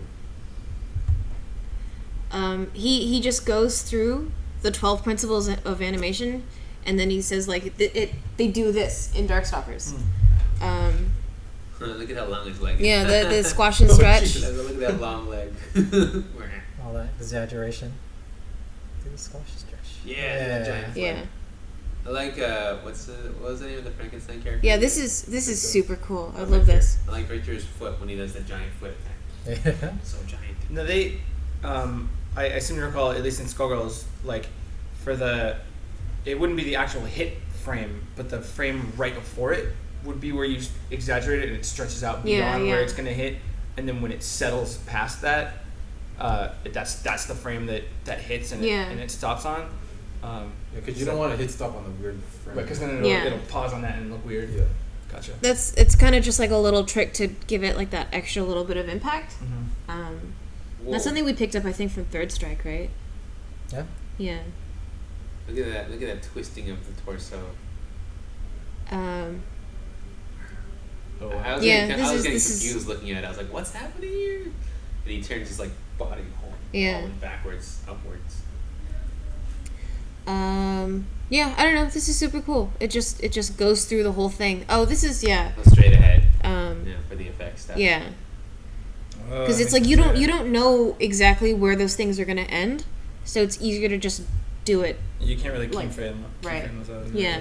Makes sense. This animation always bothered me. It's so even. Like, Oh yeah, it does look a little strange. yeah, this like these flames coming off of Dimitri look a lot better than these. Like everything just falls apart at the same rate and speed and stuff. So cool. But yeah, it's cool. Like, You can tell how much better they get animation per game. Yeah. All the new characters always look so much better. I feel like that happened with us too. Yeah. Some of Philio's animations are pretty rough. Yeah. It's Look my at that fault. Foot, so huge. That's my favorite foot. That's kind of. I don't know why they put so much sort of detail to that. It should have been more evenly pulled back, I think. But Maybe it happens a lot slower. I mean, a lot that's true. faster. The timing could Yeah. be different in game. That's a problem. Also, looking at animations that people rip is that they don't have the timing exactly the same. Yeah. So we'll be like, "Well, that looks funny." Oh It's look, like- it's we saw that. Yeah, picture see? before. And here's arcs. Is that the same thing I showed? Yeah, that's literally the same thing. Yeah. Look at all these arcs, guys. Yeah. Awesome. Oh yeah, this is cool because you can like be like, I'm gonna watch her hand or I'm gonna watch her feet, and it always follows an arc. Yeah. You know, you can watch her head and it follows a path. You can watch her hips and it follows a path. It's so cool. Her legs seem so much longer. These are all secondary animation, you'd say, then? Like the arms and stuff? Or would Yeah. that be follow through? I don't- I feel like Friggin' the, no. I feel like that's Overlap? overlapping action. Yep. Whereas the secondary would be like the knife, then? Yeah, or like the wings, maybe. Yeah, it's hard to say. Yeah, see, that's. Oh yeah, secondary is his tail. There. Okay, there you go. It's never the main action. A minor action supporting a main action. There you go. Everyone read this article, don't watch the stream. Okay, should we go on or should we just go through the whole Yeah, no, I mean solid this, drawing, there you go. Yeah. Appeal. I wonder why And notice there are like very few. Oh no, never mind. Go ahead. I was just about to say, notice that there are very few examples of appeal, and then there are examples. Oh, yeah. I was about to say that. So. Well, I mean, they're just literally showing like the artist. Right. Such cool moves. Whoa, so much flame effect. I was gonna say, I wonder why like smears aren't part of the 12 principles. I mean, that's Like squash and exaggeration. stretch, right? Or yeah. Exactly. No, it's different from all of Should we those. mention smear, silhouette, Well, those things then? I mean, but I don't actually see a lot of animation use smears all the time. Which animation? Well, they shouldn't use it all the time. I mean, or I don't see it as much as because when I think of smears, I think of like fighting games. That's when I. Cartoons do it all the time. Look up. There's a Tumblr that just posts animation smears. Okay. Yeah, because it doesn't really come to mind. But then again, I'm not. Only I think that's smear. it. Yeah. Only smearing I'm familiar with is in politics. Yeah. It's Okay. it's friggin'. Isn't this your favorite show? Yeah. Yeah. It's everywhere. Ah, okay. Look at all those heads. Oh yeah, is that a smear? No, it's called Multiple? I don't know what it's called. Shadowing. Well, Shadowing? No. Look at all those legs. I love those smears when something hits a character and they do like a wobble between like that. Yeah. Like, so if you go up to the Donald Duck, With that Peacock a lot. They'll have the multiples Yeah. everywhere.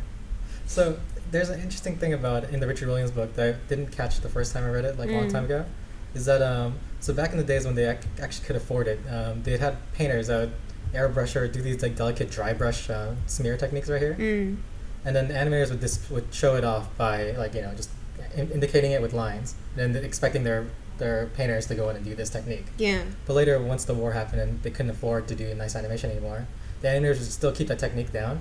Instead, the inkers would just like trace it over, and that's why we have like all these those little lines on things. Oh. Like it used to be a dry brush technique that they would do, but the animators just kept it anyway. Yeah. And then like they couldn't afford to do it, they just made it Well, work. it's still conveys motion. Yeah. So, Like the idea of mass and things are still smearing, so yeah, it's interesting that it came from a limitation. look at those artists. Yeah. It's good That's stuff. some Hokuto no Ken.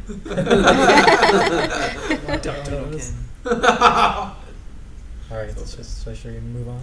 Oh, it's buffering now. No, it's my face. Ew. I was looking at my phone. I say that every morning. When It's my face. All right, what do you want to do now then? Do you want to go into the actual exercises, or Oh, it's back. you want to It's take a back? break, or Okay.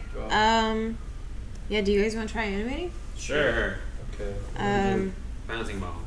I don't know if you want to animate on paper or animate in Photoshop or what. How do you animate? I was messing around with it. How do you like animate on paper without? Oh my god! like a- Oh my god! Oh my Oh, god! you have your stuff? Yeah, his stuff. Do I just do like flipping style? So,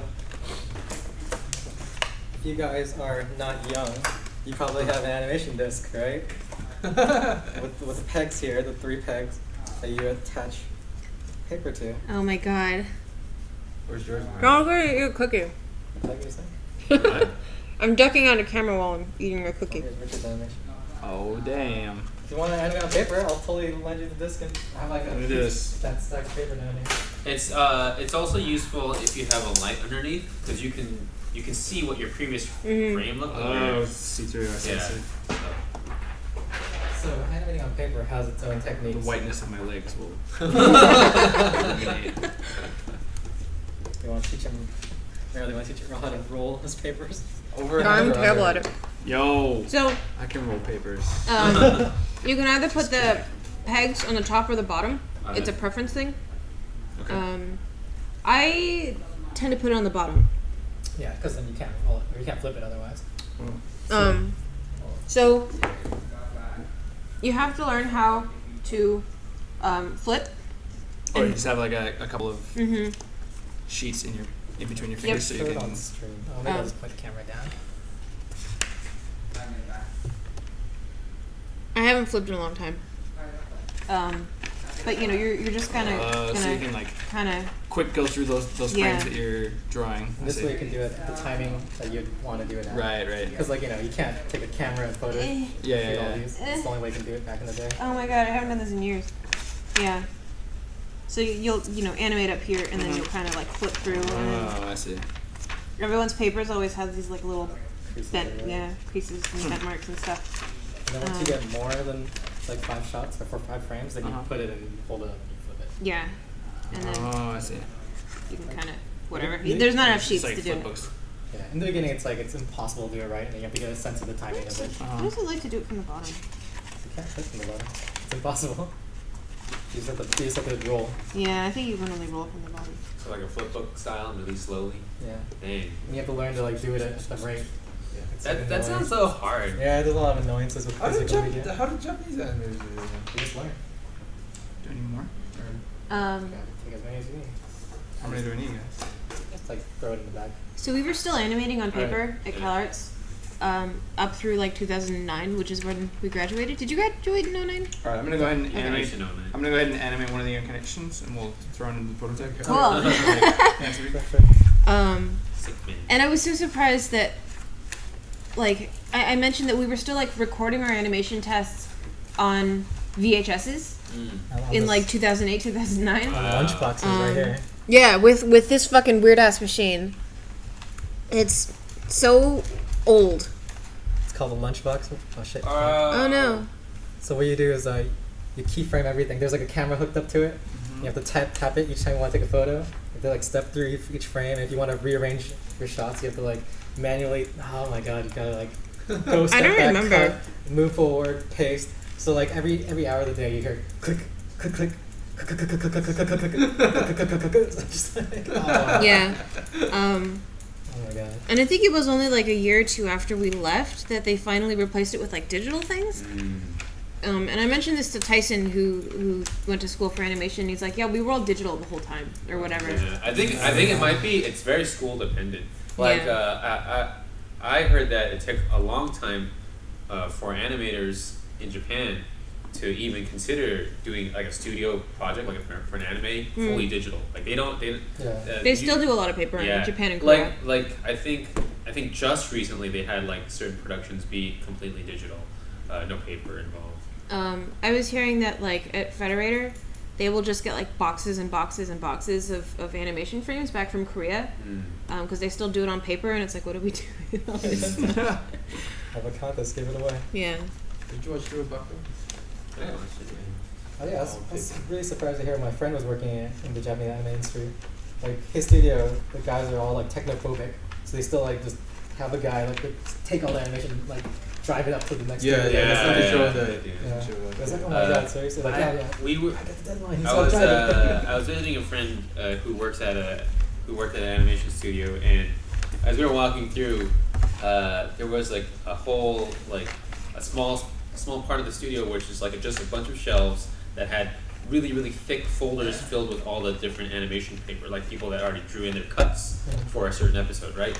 And then as we were walking away, one of the folders started slipping. It was like, oh, and then like a producer from behind catched it and like before it all fell down. It's like, phew. And as we were walking out, he said, you know, if that fell over, we would have been totally lost as to where where all the papers would have gone. So it's a good thing that we caught it. It'd have been horrible. Oh yeah, my films had so many numbers everywhere because in case like I drop it, like what do I do? I tried to switch to digital like as soon as I could. Yeah. I think you're A lot the of one in the- our year that actually did digital, even like the first year. No, my first year film was on paper. My second year film, But even like the test you did on like the homework assignments you did digitally, I remember. after first year, yeah. Okay. I would almost be tempted now if you were forced to do paper and you would learn digitally to like do a thing digital first, print it out, trace over it, and then you say, "Oh yeah, I did it all." What's the point? No. If you were forced to do something in paper, Oh, Okay. you know what I've been doing for like my AX commissions and stuff. What? You know, because they're on paper. Yeah.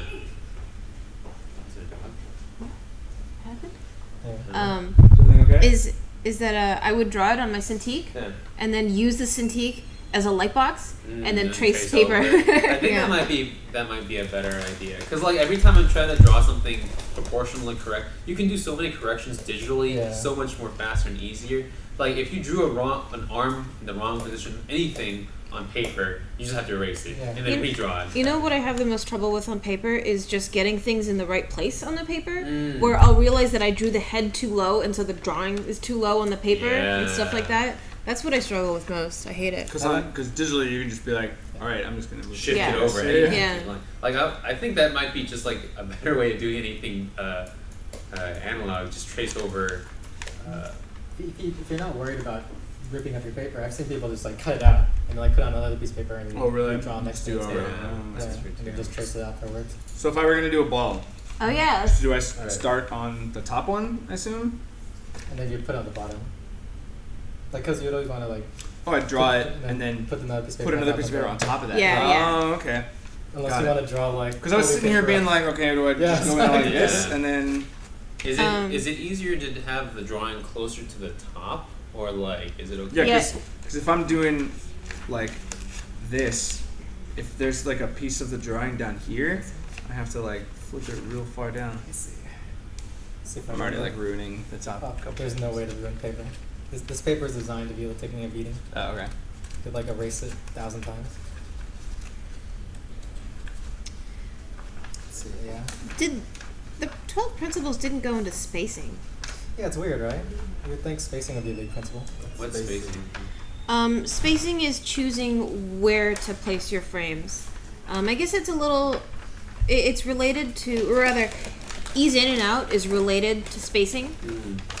Spacing is just like the broader term of just like, am I putting a drawing here or here? You know? So you don't want the animation to look too Yeah. too even. Yeah.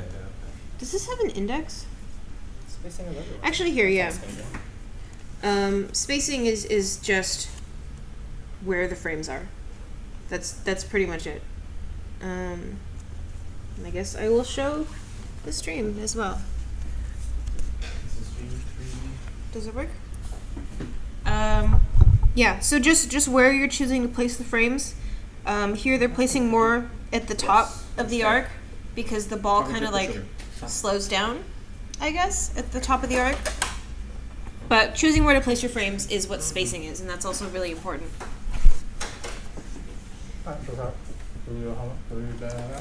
So do you want to try animating a bow? Sure.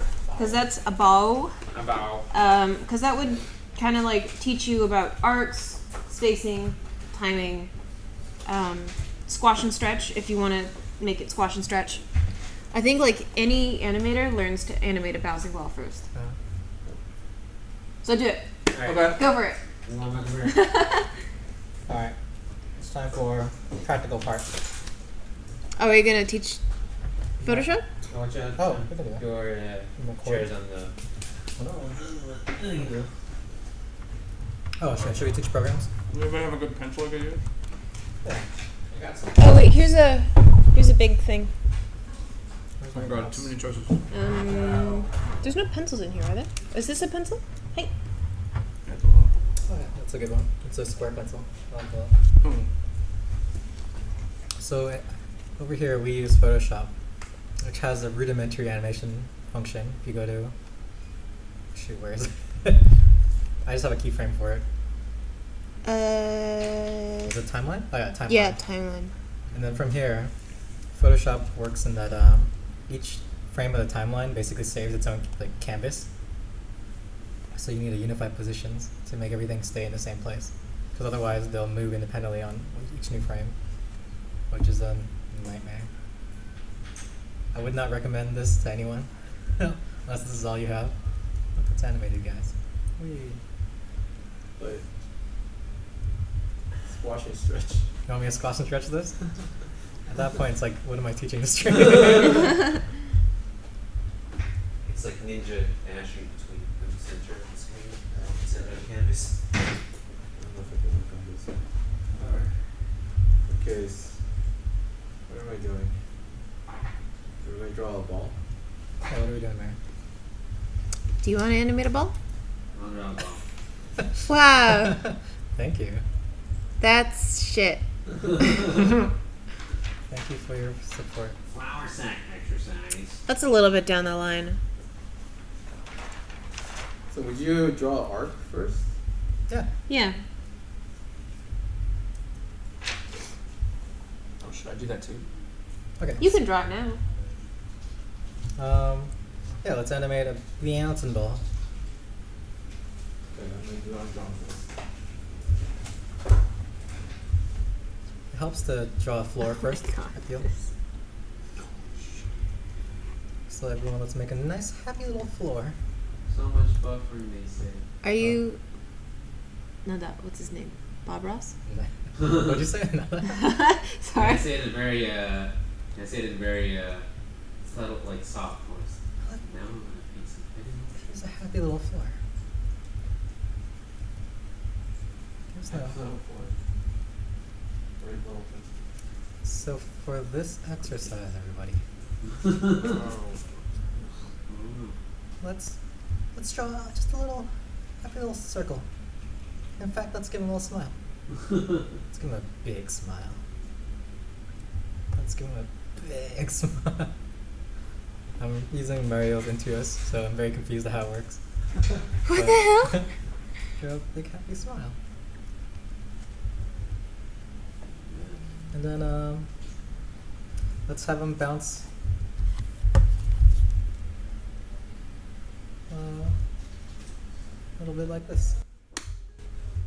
Okay. Everyone has now gone ahead to try animating some bouncing balls and stuff. I'll answer questions in the stream chat so they can actually get an answer Stream within 10 minutes. Stream tap. Pretty tap.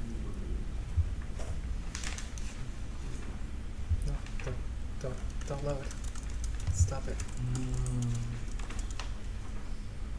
I think I made my stuff all way too far apart. I was trying to do like a really long drop. It's following the right arc and everything, but I think it's like I started like way up here. And I was gonna do this super long drop, but like I jumped too far ahead. I think in spacing, I suppose. There's like so much space between the two of them. That's fine. You're It's using. even more. That's why you got it in between, right? You know what? Oh, You just put a sheet of paper on there. okay. Yeah. Just draw another ball. Okay. It's the magic of paper, right? I suppose. Also, you don't have to limit yourself to drawing it in sequence. You can just toss the papers out and then like put the papers that you need in front and behind it, so you can draw over itself. Whatever's easy. Marion, Yeah, how do you never- set yeah. F1 Just do whatever. to make new frame? Why? No, how? It's in the keyboard shortcuts. For me, F1 is off limits because it turns it. That's the help button. You can make it overrated. Oh, can you? Yeah. Oh. Just to accept change. I can't make an action F1 though, because there's no way to change it so that it accepts it.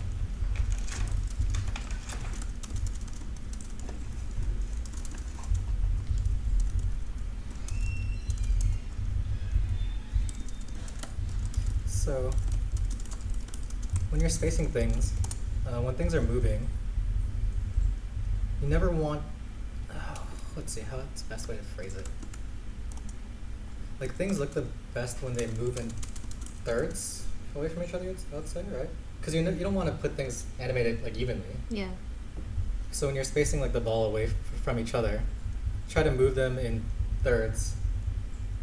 If that makes sense. Yeah. Yeah. Also, another trick is that in a loop, you never want the same drawing to show up within 3 frames of each other, or else it looks like it starts strobing. Like, I will show you an example here on this canvas. Ball. Sure, I'm just gonna look on some computer. It's like so weird. Ball. What is that?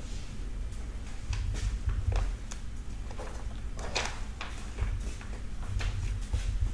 This is terrible.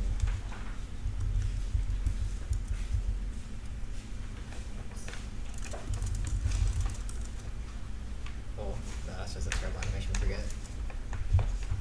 Anyway. Mary, will answer questions with your mic. But it'll be so slow. It's fine. It's for the recording, for people that are watching later. So no. So Okay. answer questions, read the question, and then answer it too. Okay. So you can do both.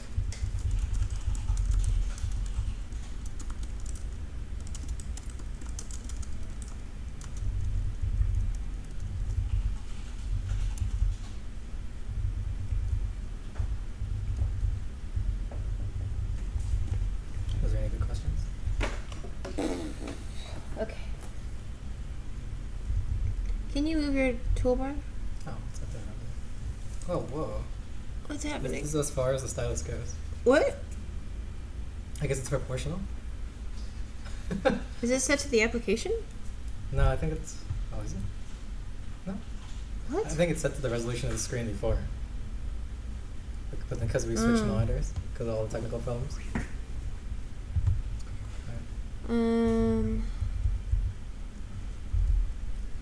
Okay, is the process you're sharing with us right now the same process that you use for Indivisible? Do you use any animation plugins in Photoshop to ease the process? Use the process. Oh my god. I wish this used my process. There's a really nice animation plugin now for CC, but people. Someone linked me that, and I wish I could try it, but I don't have You need CC. CC to get it, yeah. That's the problem. I have CC, but I don't want to get it. Oh wait, What's up? maybe I'm gonna have the chat open on my computer because your thing keeps scrolling. Oh, sure. I already forgot the question. Rude. It's okay. I don't have. Look rude.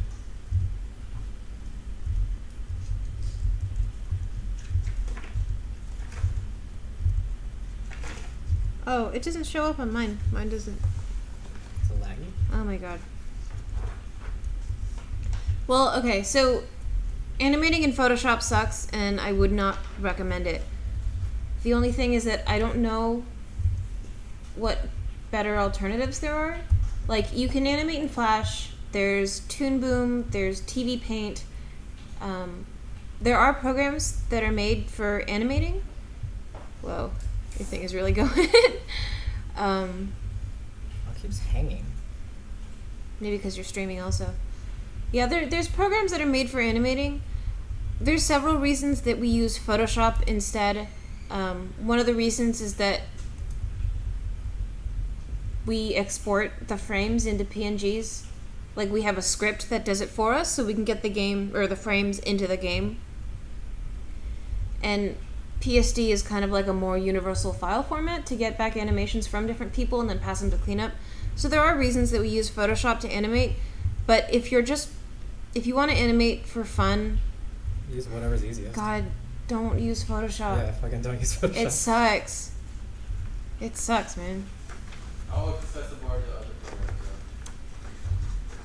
Because like everyone has Photoshop. Right. That we know. Yeah, that's the thing, is that I don't really know because I've never learned it any other way. What I used to do was draw the frames in Photoshop, but also have After Effects open. Oh my god, I remember. Yeah. It's such a terrible process. And then I would refresh the project in After Effects to look at what I was animating. My animations were not good that way. Yeah. Because I had to go over, switch programs, refresh to take a look at what I just did. That's because was a your nightmare. Photoshop would. Oh my god, this keeps getting stuck. Like, look, I can't do anything. I'm stuck. Oh. Okay. Actually, because yeah, your Photoshop wouldn't run properly. Oh no, Razmi flipped around. The OBS stream. Whoa, it does that? Yeah, it doesn't. Macintosh OBS is not very good. Macintosh is like all day.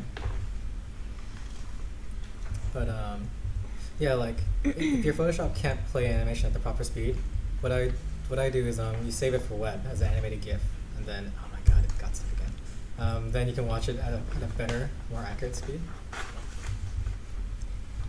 Yeah. I mean, Basically, our animation experience is just learning how to wrestle with and around all of Photoshop's problems, and I would not recommend it. Let's see. How do you go about making breakdowns and choosing limb timings? I don't think there's like a method to choosing whatever looks good anything. works. Yeah, it's just dependent on the kind of action you want to convey. You know, if you're animating someone kicking, it's like, what kind of kick are they doing? How fast are they kicking? You just have to know what you want to animate and then kind of like figure out the best way to do it. And no matter what, I think it's always going to be a lot of trial and error. Like, you're not going to just do it on the first pass unless you're either amazing or you've done it before or whatever. But, Yeah. you know, there's so many animations, pretty much everything, that it's a trial and error process. Yeah. Um, Don't be afraid to mess up constantly. Yeah. And a lot of times that actually involves just like throwing it out and redoing it. Yeah. So I think no matter how good you are, you're not going to be perfect. Why is this keep getting stuck? Like, I can't change anything. That's weird. Your ball was super happy. It's a happy little ball. I'm sure the mass is all around for it. What are some of your favorite films in regard to animation specifically? What's your favorite animated film for its animation? End of Eva. Oh yeah, and For me. everyone has freaking amazing animation. Yeah. So- The Asuka and the The weight of all that the mass fighting. production Evas. Yeah, that scene is I amazing. think that's my favorite piece of animation ever.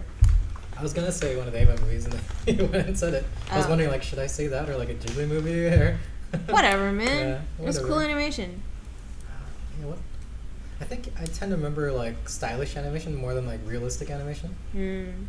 And again, like, the problem with animation is that when it's really good, Oh my gosh. it serves a story.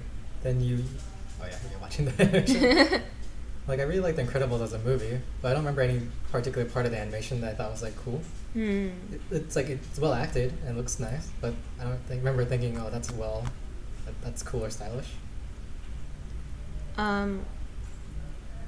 I've been watching some Blue Sky films with Tyson. Like we watched, what's the fucking bird one? Rio. Yeah. Fucking bird one. Rio 2? Rio I think. Goes to hell.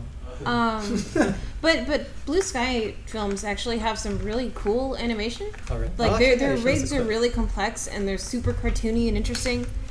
Blue Sky did. What did Blue Sky do? Ice Age is what they're most famous for. Oh, they're not the city that did Cloudy, right? No, that was Sony. Oh. That was really cool too. I really liked Cloudy. Did they do Epic? Epic was. George Lucas. Oh, who did Epic? I don't I- know. I don't know what. Oh shit. It was by Blue Sky also. Was that Blue Sky? Yeah, and 20th Century Fox also.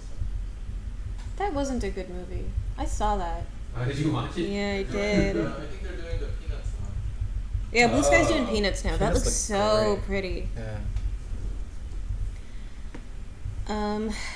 Any other animated films? What about you, Rich? Brian, Earl? I liked. Rurouni Kenshin Oh yeah. OVA. Oh, those are. Oh, really those good. are the super There's- serious yeah, ones? Yeah, Betrayal and what's the other one? Trust me, true. Trust Me, Trevor. Those were really well done. I need to watch those though. Yo. What? I haven't seen them. Friendship over. I watched that in my high school's anime club. I don't remember it because everyone was like eating. That's the worst part of it. I just remember it was really dark, and I hadn't seen any Kenshin before that. I still actually haven't. I like Redline. Some of my friends with you guys. I don't actually really pay attention to it. I like Redline in terms of animation. Oh yeah, Red Line. Oh, Red Line's awesome. Dead Leaves was cool. Yeah. Just Imaishi. Oh, it's not a film, but I freaking love the Gunbuster and Diebuster. The animation is so great. Both of Animation. them. The animation for certain films that I'm thinking of are okay, but I really like the composition and the kind of use of the animation in such fun films like Paprika. Because it's like, I think one of the things that let's see, Miyazaki and certain Ghibli films do better than some of the other animated films that I've seen from Japan is they really make use of showing something that can only be done in 2D. Whereas like if you look at maybe certain parts of like Hosoda films like the very still parts of like Summer Wars or Girl Who Left Your Time, I felt like it could have been also live action a little bit. Yeah, you know? yeah. So I think when it does that kind of stuff, it's really good. A lot of the crazier stuff like the Animatrix stuff. Oh is yeah, really they cool. kind of go in different styles and stuff. Tokyo Godfathers Yeah. that had was- some really beautiful animation. Yeah. A lot of good character stuff. What about like Disney movies? In terms of animation, oh, I I really mean, like there- Tarzan. Yeah, Like, Tarzan was good. Yeah, Tarzan was really well. I don't know what I was gonna say. This is really annoying me. Aww. It's getting super stuck on everything. Let's see. Can I just make this wireless? No, it's worse wireless. Oh my god. It keeps disconnecting. That's why I always use it wired.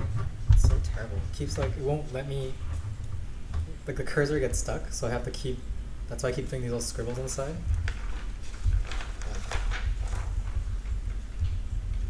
This is why in animation, guys, you gotta use tools that just work for you. Oh, the question I missed earlier was, is the process you're sharing with us right now the same process that you use for Indivisible? Yes? Yeah, I Yeah. guess so. This is the same way we animate in Photoshop for everything. So, yes. Yeah. You're seeing indivisible animation right here. I should put this in the game. How is animating each body part, like in Flash animation, different from redrawing the whole character in each frame. That's interesting. I mean, I think there is a lot of good Flash or like puppet animation nowadays. Mm-hmm. Isn't like Wakfu done puppet? It's done with puppet pieces, but for the action sequences they do hand drawn. Oh, really? Yeah. I mean, games like Odin Sphere, Dragon's Crown, Muramasa are all puppet style. I mean, it's puppet style, but like at the same time, when they need to do new individual frames, they'll Right. draw new ones. But it's, I feel like those are more the exception than the rule. Right. When they do the new frames. Right. I did it. Shank, Mark of the Ninja are also like. Yeah, no, no squash. Oh, you did it! Oh. Hey, that's cool. It looks good. I need to actually have to switch. Yeah, that's fine though. No, I have to. That's everything John's doing. I have to do that part now. Oh, you don't have to. I'm just doing That it to that show makes off. that makes it realistic. You can add that though. Yeah. You still got this the. was the guideline part. Yeah. And I have to draw that. How are you doing, man? I'm doing it. Let's go through the spacing. Oh wait, can we show that on the camera? Yeah, bring the webcam over. I'll switch it to How the do I? first- I'll switch it Oh, to it's so heavy. Everyone's Oh my like god, it's dizzy now. earthquake. Wait, we'll hold it up there. Oh, the cables are all tangled, like the movie. The Harry God. Let's see this. Let's see camera in camera. Should I gotta stand up. Animating on paper sucks dick. Yep. That's why no You one know does what? it Ah! anymore. I would say animating on Photoshop, if you're doing it for the first time, sucks super dick. Oh yeah, also. definitely.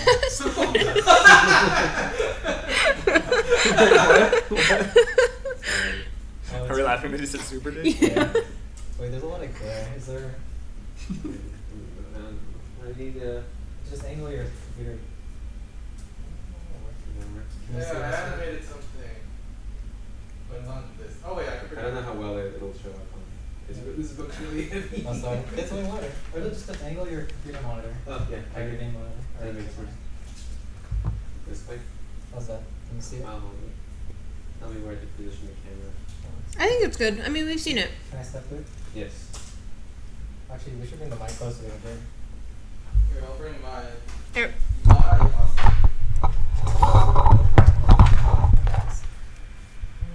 Oops.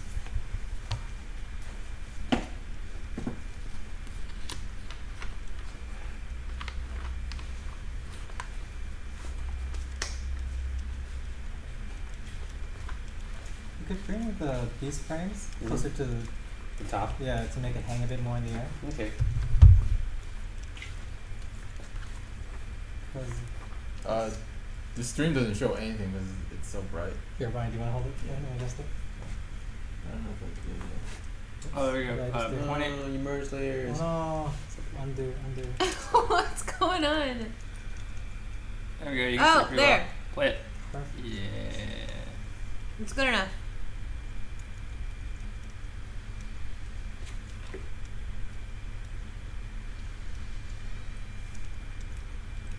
So one thing you'd want to avoid is that these two are kind of on the same line. Mm. So yeah, like depending on what the ball is made out of, Mm-hmm. you can make it bounce even more. You guys giggling that over there. He looks like a man. So He's so ugly. Oh, pretty he's good, so sad. That just look like a sad man. yeah, but I'm surprised Photoshop actually plays this so. Oh, if it's a small file. I think Yeah. that definitely helps. It's not like our files are like all that's good. These are differently spaced. Yeah, so if I was to adjust it, Mm-hmm. I'd make this one closer to the ground so it's like accelerating. Oh, okay. Make this one a little bit higher to differentiate where they are. And Okay. put these right down closer to the top. Okay. So there's more of a, actually no, maybe they should be more clustered around here. So like it's slow and then fall. Okay. Looks like And a then like person. slow down here and then fall and then All right, let me try that, Justin. What about this? Let's see. Is this camera gonna look at you? No, it's I not. want to see Brian's animation. Here, I'll hold it, Mariel. You can critique. That's pretty good, actually. The only thing is that at the top of your arc, Yeah. right here, Yeah. you should add more frames. Okay. Oh, look at those 'Cause, lines. yeah, I mean, when something is moving, it has to Oh, slow okay, at I the top see. because it reaches the top and then it has to come out of the top. So that's why you kind of add more frames. Because yeah, see, it feels like it speeds up a little bit right Yeah. there. But I think here it's pretty good. Your spacing Okay. is feels pretty good. But yeah, just add the frames there. On the top. Okay. and I then- think just do that. Yeah, in general, it's pretty good actually. Oh, look at that, it rolls off screen. Yeah, fancy. Right. I think I'm gonna come out on screen too. Do whatever you How want. are you doing? I was initially doing like a really high drop. Maybe I was trying to make it too complicated. There was like too many drawings, so I was like, What are you doing? Moving the mic. and it was hard to flip because I went really far down Yeah. here. John, what So like I'll just do something in the top right corner, What did you say about this and now I'm trying to have it like bounce off a wall. It's stuck.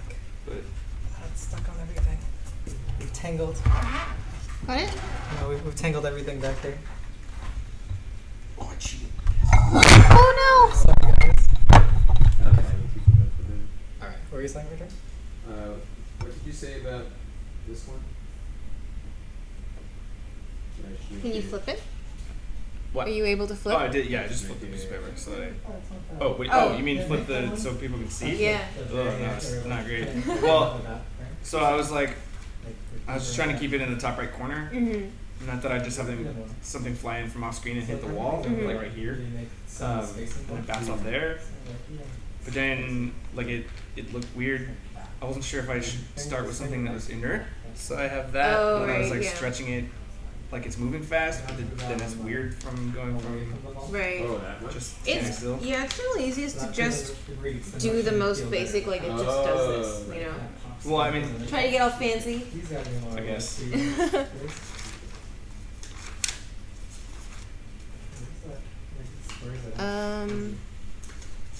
I guess I kind of thought I could, if I did like a long drop, I could get away with doing fewer because the spacing would be wider. Oh right. Just 'cause- That is true though. We should just give you like a surface or something. Do we have? Yeah, you can try using that one. It's a little. Over here. Alright. I didn't feel comfortable working on this surface, but Wait, what did you use? I'm using my computer right now. The surface is right here. Oh, Can okay. I try it? Yeah, you can This try. is way harder. This paper is way harder. Fuck paper. Yes, this is what everyone learned.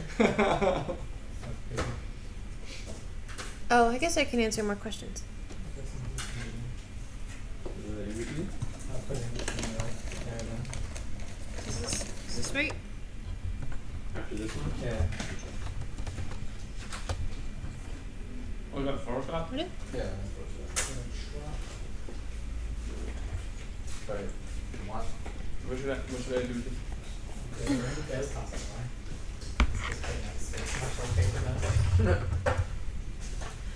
Oh my god. Okay. So like here maybe? Closer to the previous thing. Because you look at the spacing difference, like, you take up that much space and so should you move it more? Someone asks if this will be archived. Yeah. Yeah. Yeah. The answer is yes. So about there maybe? Yeah, that's good. Oh, I turned it off. 22. I hate doing this. Yeah. Propagate one frame. During the further development of Skullgirls, Squiggly, and etc., was it hard to manage the contracted in-betweener animators around the world? It was about the same throughout the whole game. We used a lot of the same people. When we started the DLC, we did hire like a few more people, but in general, we've Get rid of some? just always worked with freelancers. And what we basically do is animate a whole animation like super rough in-house. So it's either me, John, or sometimes Alex. And we'll animate pretty much most everything, except some like very standardized animations. and then we would assign it to a freelancer, and then they would finish it up.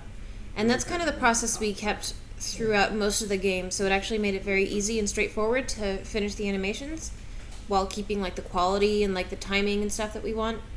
So I mean, yeah, it was just about the same all the way through. Whoa. This screen cease to exist.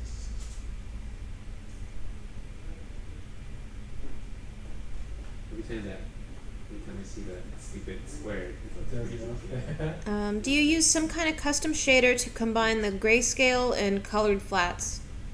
That's just all Mike, right? That's all in game. Yeah, it's done in game, and it's just a feature of Mike's engine, and I don't know how it works. What do you think? This is like a baseball kind of thing? Right? Yeah, It has a bounce, but it's not too. it's not that heavy. It's not too bouncy. Yeah. It's probably closer to baseball and like concrete or something like Yeah, you want to add some spot stretch.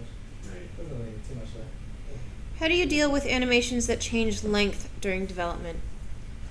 They don't generally. I think animations are you know, like between 5, 15, 20 frames, and that's kind of it. Like, animations are actually pretty short, and it's just that the game links them all together. So once an animation is done, it's maybe, like, barring some minor fixes, it's pretty much done. Why is the camera on me now? It likes you. Okay. Nope. It's gonna Everyone likes you. It's gonna go to my dumb animation now.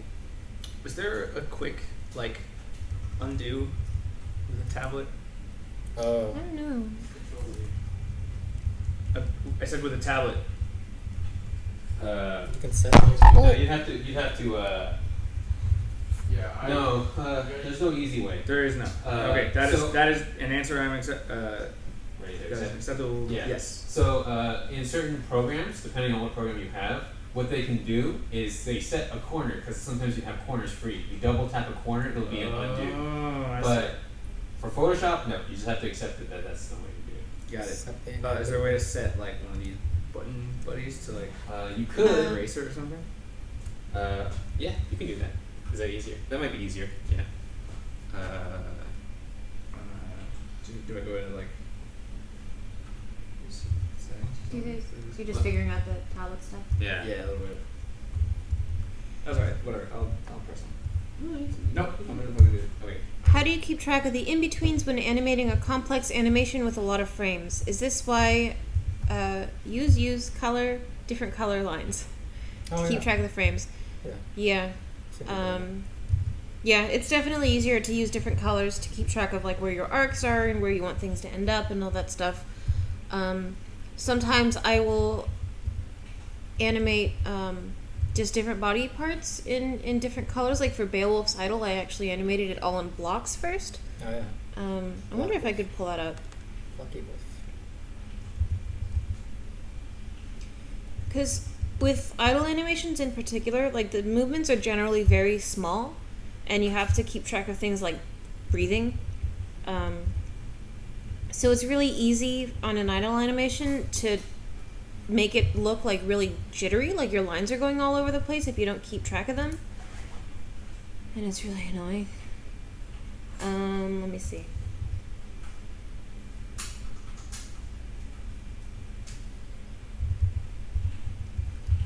I'm looking at this Rasmi animation. Uh-huh. Whenever OBS tries to do it, you see every frame behind it.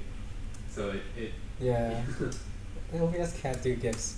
I'm actually importing it as like a media movie file. Oh really? Yeah. So, since you're a ball Yeah. on this layer, Yeah. I run like that even next. Oh, you can press- kinda see press it here. the tennis court. Oh, yeah, switch it to the webcam. Yeah. Oh, look at it's Are so they? huge. It's Okay. the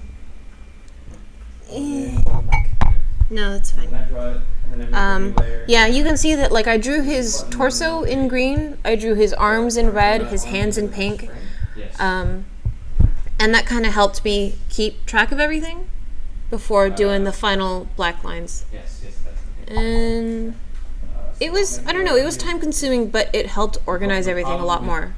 And I think that's why this turned out okay. The problem with it is it doesn't turn off the old one. So you have to put stream being horribly choppy? I don't know. Sorry, guys.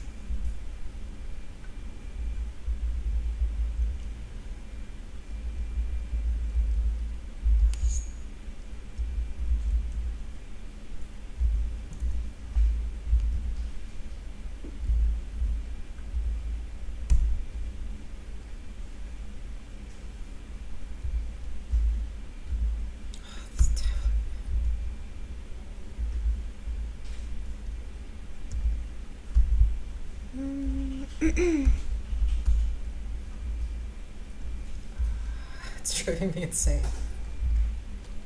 It just stops working? No, it gets stuck. Like if I want to if I want to switch to an eraser, right? I'll do it. And then if I want to switch to a pencil, it gets stuck on the eraser for a bit. Oh no. It's like, Okay.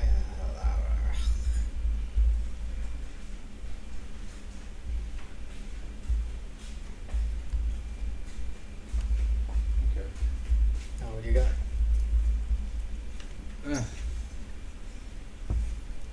Show the stream. Oh, you do? Yeah, it's pretty good. Oh, I'm gonna show the stream. Yay! You still need those frames at the top of your. Where? Here. Oh. Well, I mean, I just Yeah. Bring it closer to the screen. So it's Turn it down. turn your- Maybe I'll just export it as a GIF and I'll just show it to you. Oops. No! You It's can not gonna almost do see it. It's just too much white. Oh, lower the brightness of your screen. It's a minimum. No, it's supposed to like auto adjust. I'll just try to export it as a GIF. See what happens. Someone asks, isn't animating a bouncing ball done in place the first time? No, that's actually harder. I think it's just a preference thing, whatever the teacher feels like teaching. I mean, doing it in place will still teach you spacing, but I think, you're not going to learn about arcs if you do it in place. So it just depends on whatever the teacher thinks you can handle, I guess. I learned to do it in place first because I actually learned a little bit of 3D first before I started animating, and it actually fucked me up. My spacing was Fucked all you off. up. Yeah, like all my spacing, everything was like just completely off. Oh. I think it helps doing it like this because this is I more natural. Yeah, I do think it helps doing the arcs. This is yeah. this is more how we think. It keeps track of it more. Yeah. Like, again, I think it's still like a preference thing, but I think it's like we have a natural instinct to tell what looks right when you see it in arcs like this. But just seeing it go bounce up and down, it's completely abstract. yeah. Yeah, I think that's probably actually harder. So now this is Let's see. Yeah, it's all showing all of it. so So if I go to this, do I have to? turn off all the other ones that Oh, I see. and then go to that one too. Just the last one, I guess. Oh no, you transferred. Everyone says it's buffering. Make it. How do I debug? Should I just restart? No, it's from a while ago. I'm just going through. This one. How hard is it to shade an animation with a painting style like Odin Sphere instead of your current shading style? It's virtually impossible. Yeah. That's Um, like not only do you have to get all the animation right, then you have to make sure that the paint, everything about the painting is correct. Yeah. Like imagine if this character is shaded like this, but this is cell shaded, but then there's like slightly gradiated. Yeah, it's Because then like it's not literally impossible because you could do it, but it's like every frame has to be exactly matched perfectly to look right. Else gonna it's show- not worth the time. It's not worth the effort. I mean, there's a reason that films and TV shows are mostly animated cell shaded style if they're actually hand animated, because it's very, very time consuming to do like real painted animation. Like there's a lot of films that do it, Yeah. but it's because they specifically want to convey that look. Yeah, it has like an emotional feel that they want to capture. But for most things where you have like a big production schedule and you have people who need to be paid and only a certain amount of time to do things, you have to find the most efficient way to animate, and that's mostly cell shading. drag all each one through trash. Even like Oh. Ghibli movies have very limited shading, don't they? Yeah. Like yeah, even a lot of things don't have a lot of shading. Like old cartoons just don't have any shading on the characters at all. It's just flat colors. Yeah. Like old like Looney Tunes and stuff. Yeah. There's two. Only you can tell when it's movie quality because then they put shading on something. Yeah, exactly. Pretty good. Thanks. Yeah, so even just adding like the one or two shades of shadow adds a lot of time. Because yeah, think of all the extra arcs you have to keep track of then. God, no thanks. Nope, Mary, we're gonna animate it. No, I'm not. It's all up to you. Let me grab Brian's animation. I made it super fast. Whoa, so many balls everywhere. Whoa, that looks cool. Dropping balls. There's like a machine gun that shoots out little Yes. heavy balls. Look everyone, this is what Brian did. Yay! Yay! Brian's first animation. I think it is my first animation. That's not bad. Yeah, it's pretty good. Boing, boing, boing. Do I pass? Okay, first so year? now animate a walk. Yeah, yeah. Oh fuck! Now animate, Is it just a bunch of circles? The balls that you just animate? animate, Philia. Oh, yeah. Yeah, There true. you go. Animate Philia crying while eating a hamburger. That's your next assignment. Did I pass first year? No. You passed first class. First class? Is this what the first thing you do in class? Whoa, they're all like spinning and they have a head. You like this Wait, feature? what? Why did What? you do that? In El Capitana, if you do this, it makes it huge. So you could find it? Yeah, That's. I guess you could turn that I off. guess so. it's useful. I But, guess. yeah. Yeah, I mean, I lose my cursor often, but that's. Brian. Yeah. In Windows, you can make it so that when you press Control, it does the. Oh yeah, the thing. Yeah, I think I turned it off. Oh, it's just so helpful. My phone bounces too fast. Your bullshit emote, that's an Instagram. My what? Your bullshit emote, that's an Instagram. You should emote when you hit the I think I ground. will emote. I even look in my balls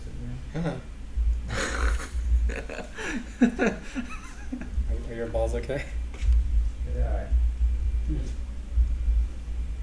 Oh. Okay, I don't know. Should we wrap up today? Yeah. And come back tomorrow? Well, let's assign homework for peeps. No. Everyone animate a bouncing ball. I read. No. More bouncing balls? Yeah. Okay. Why not? Do a different material.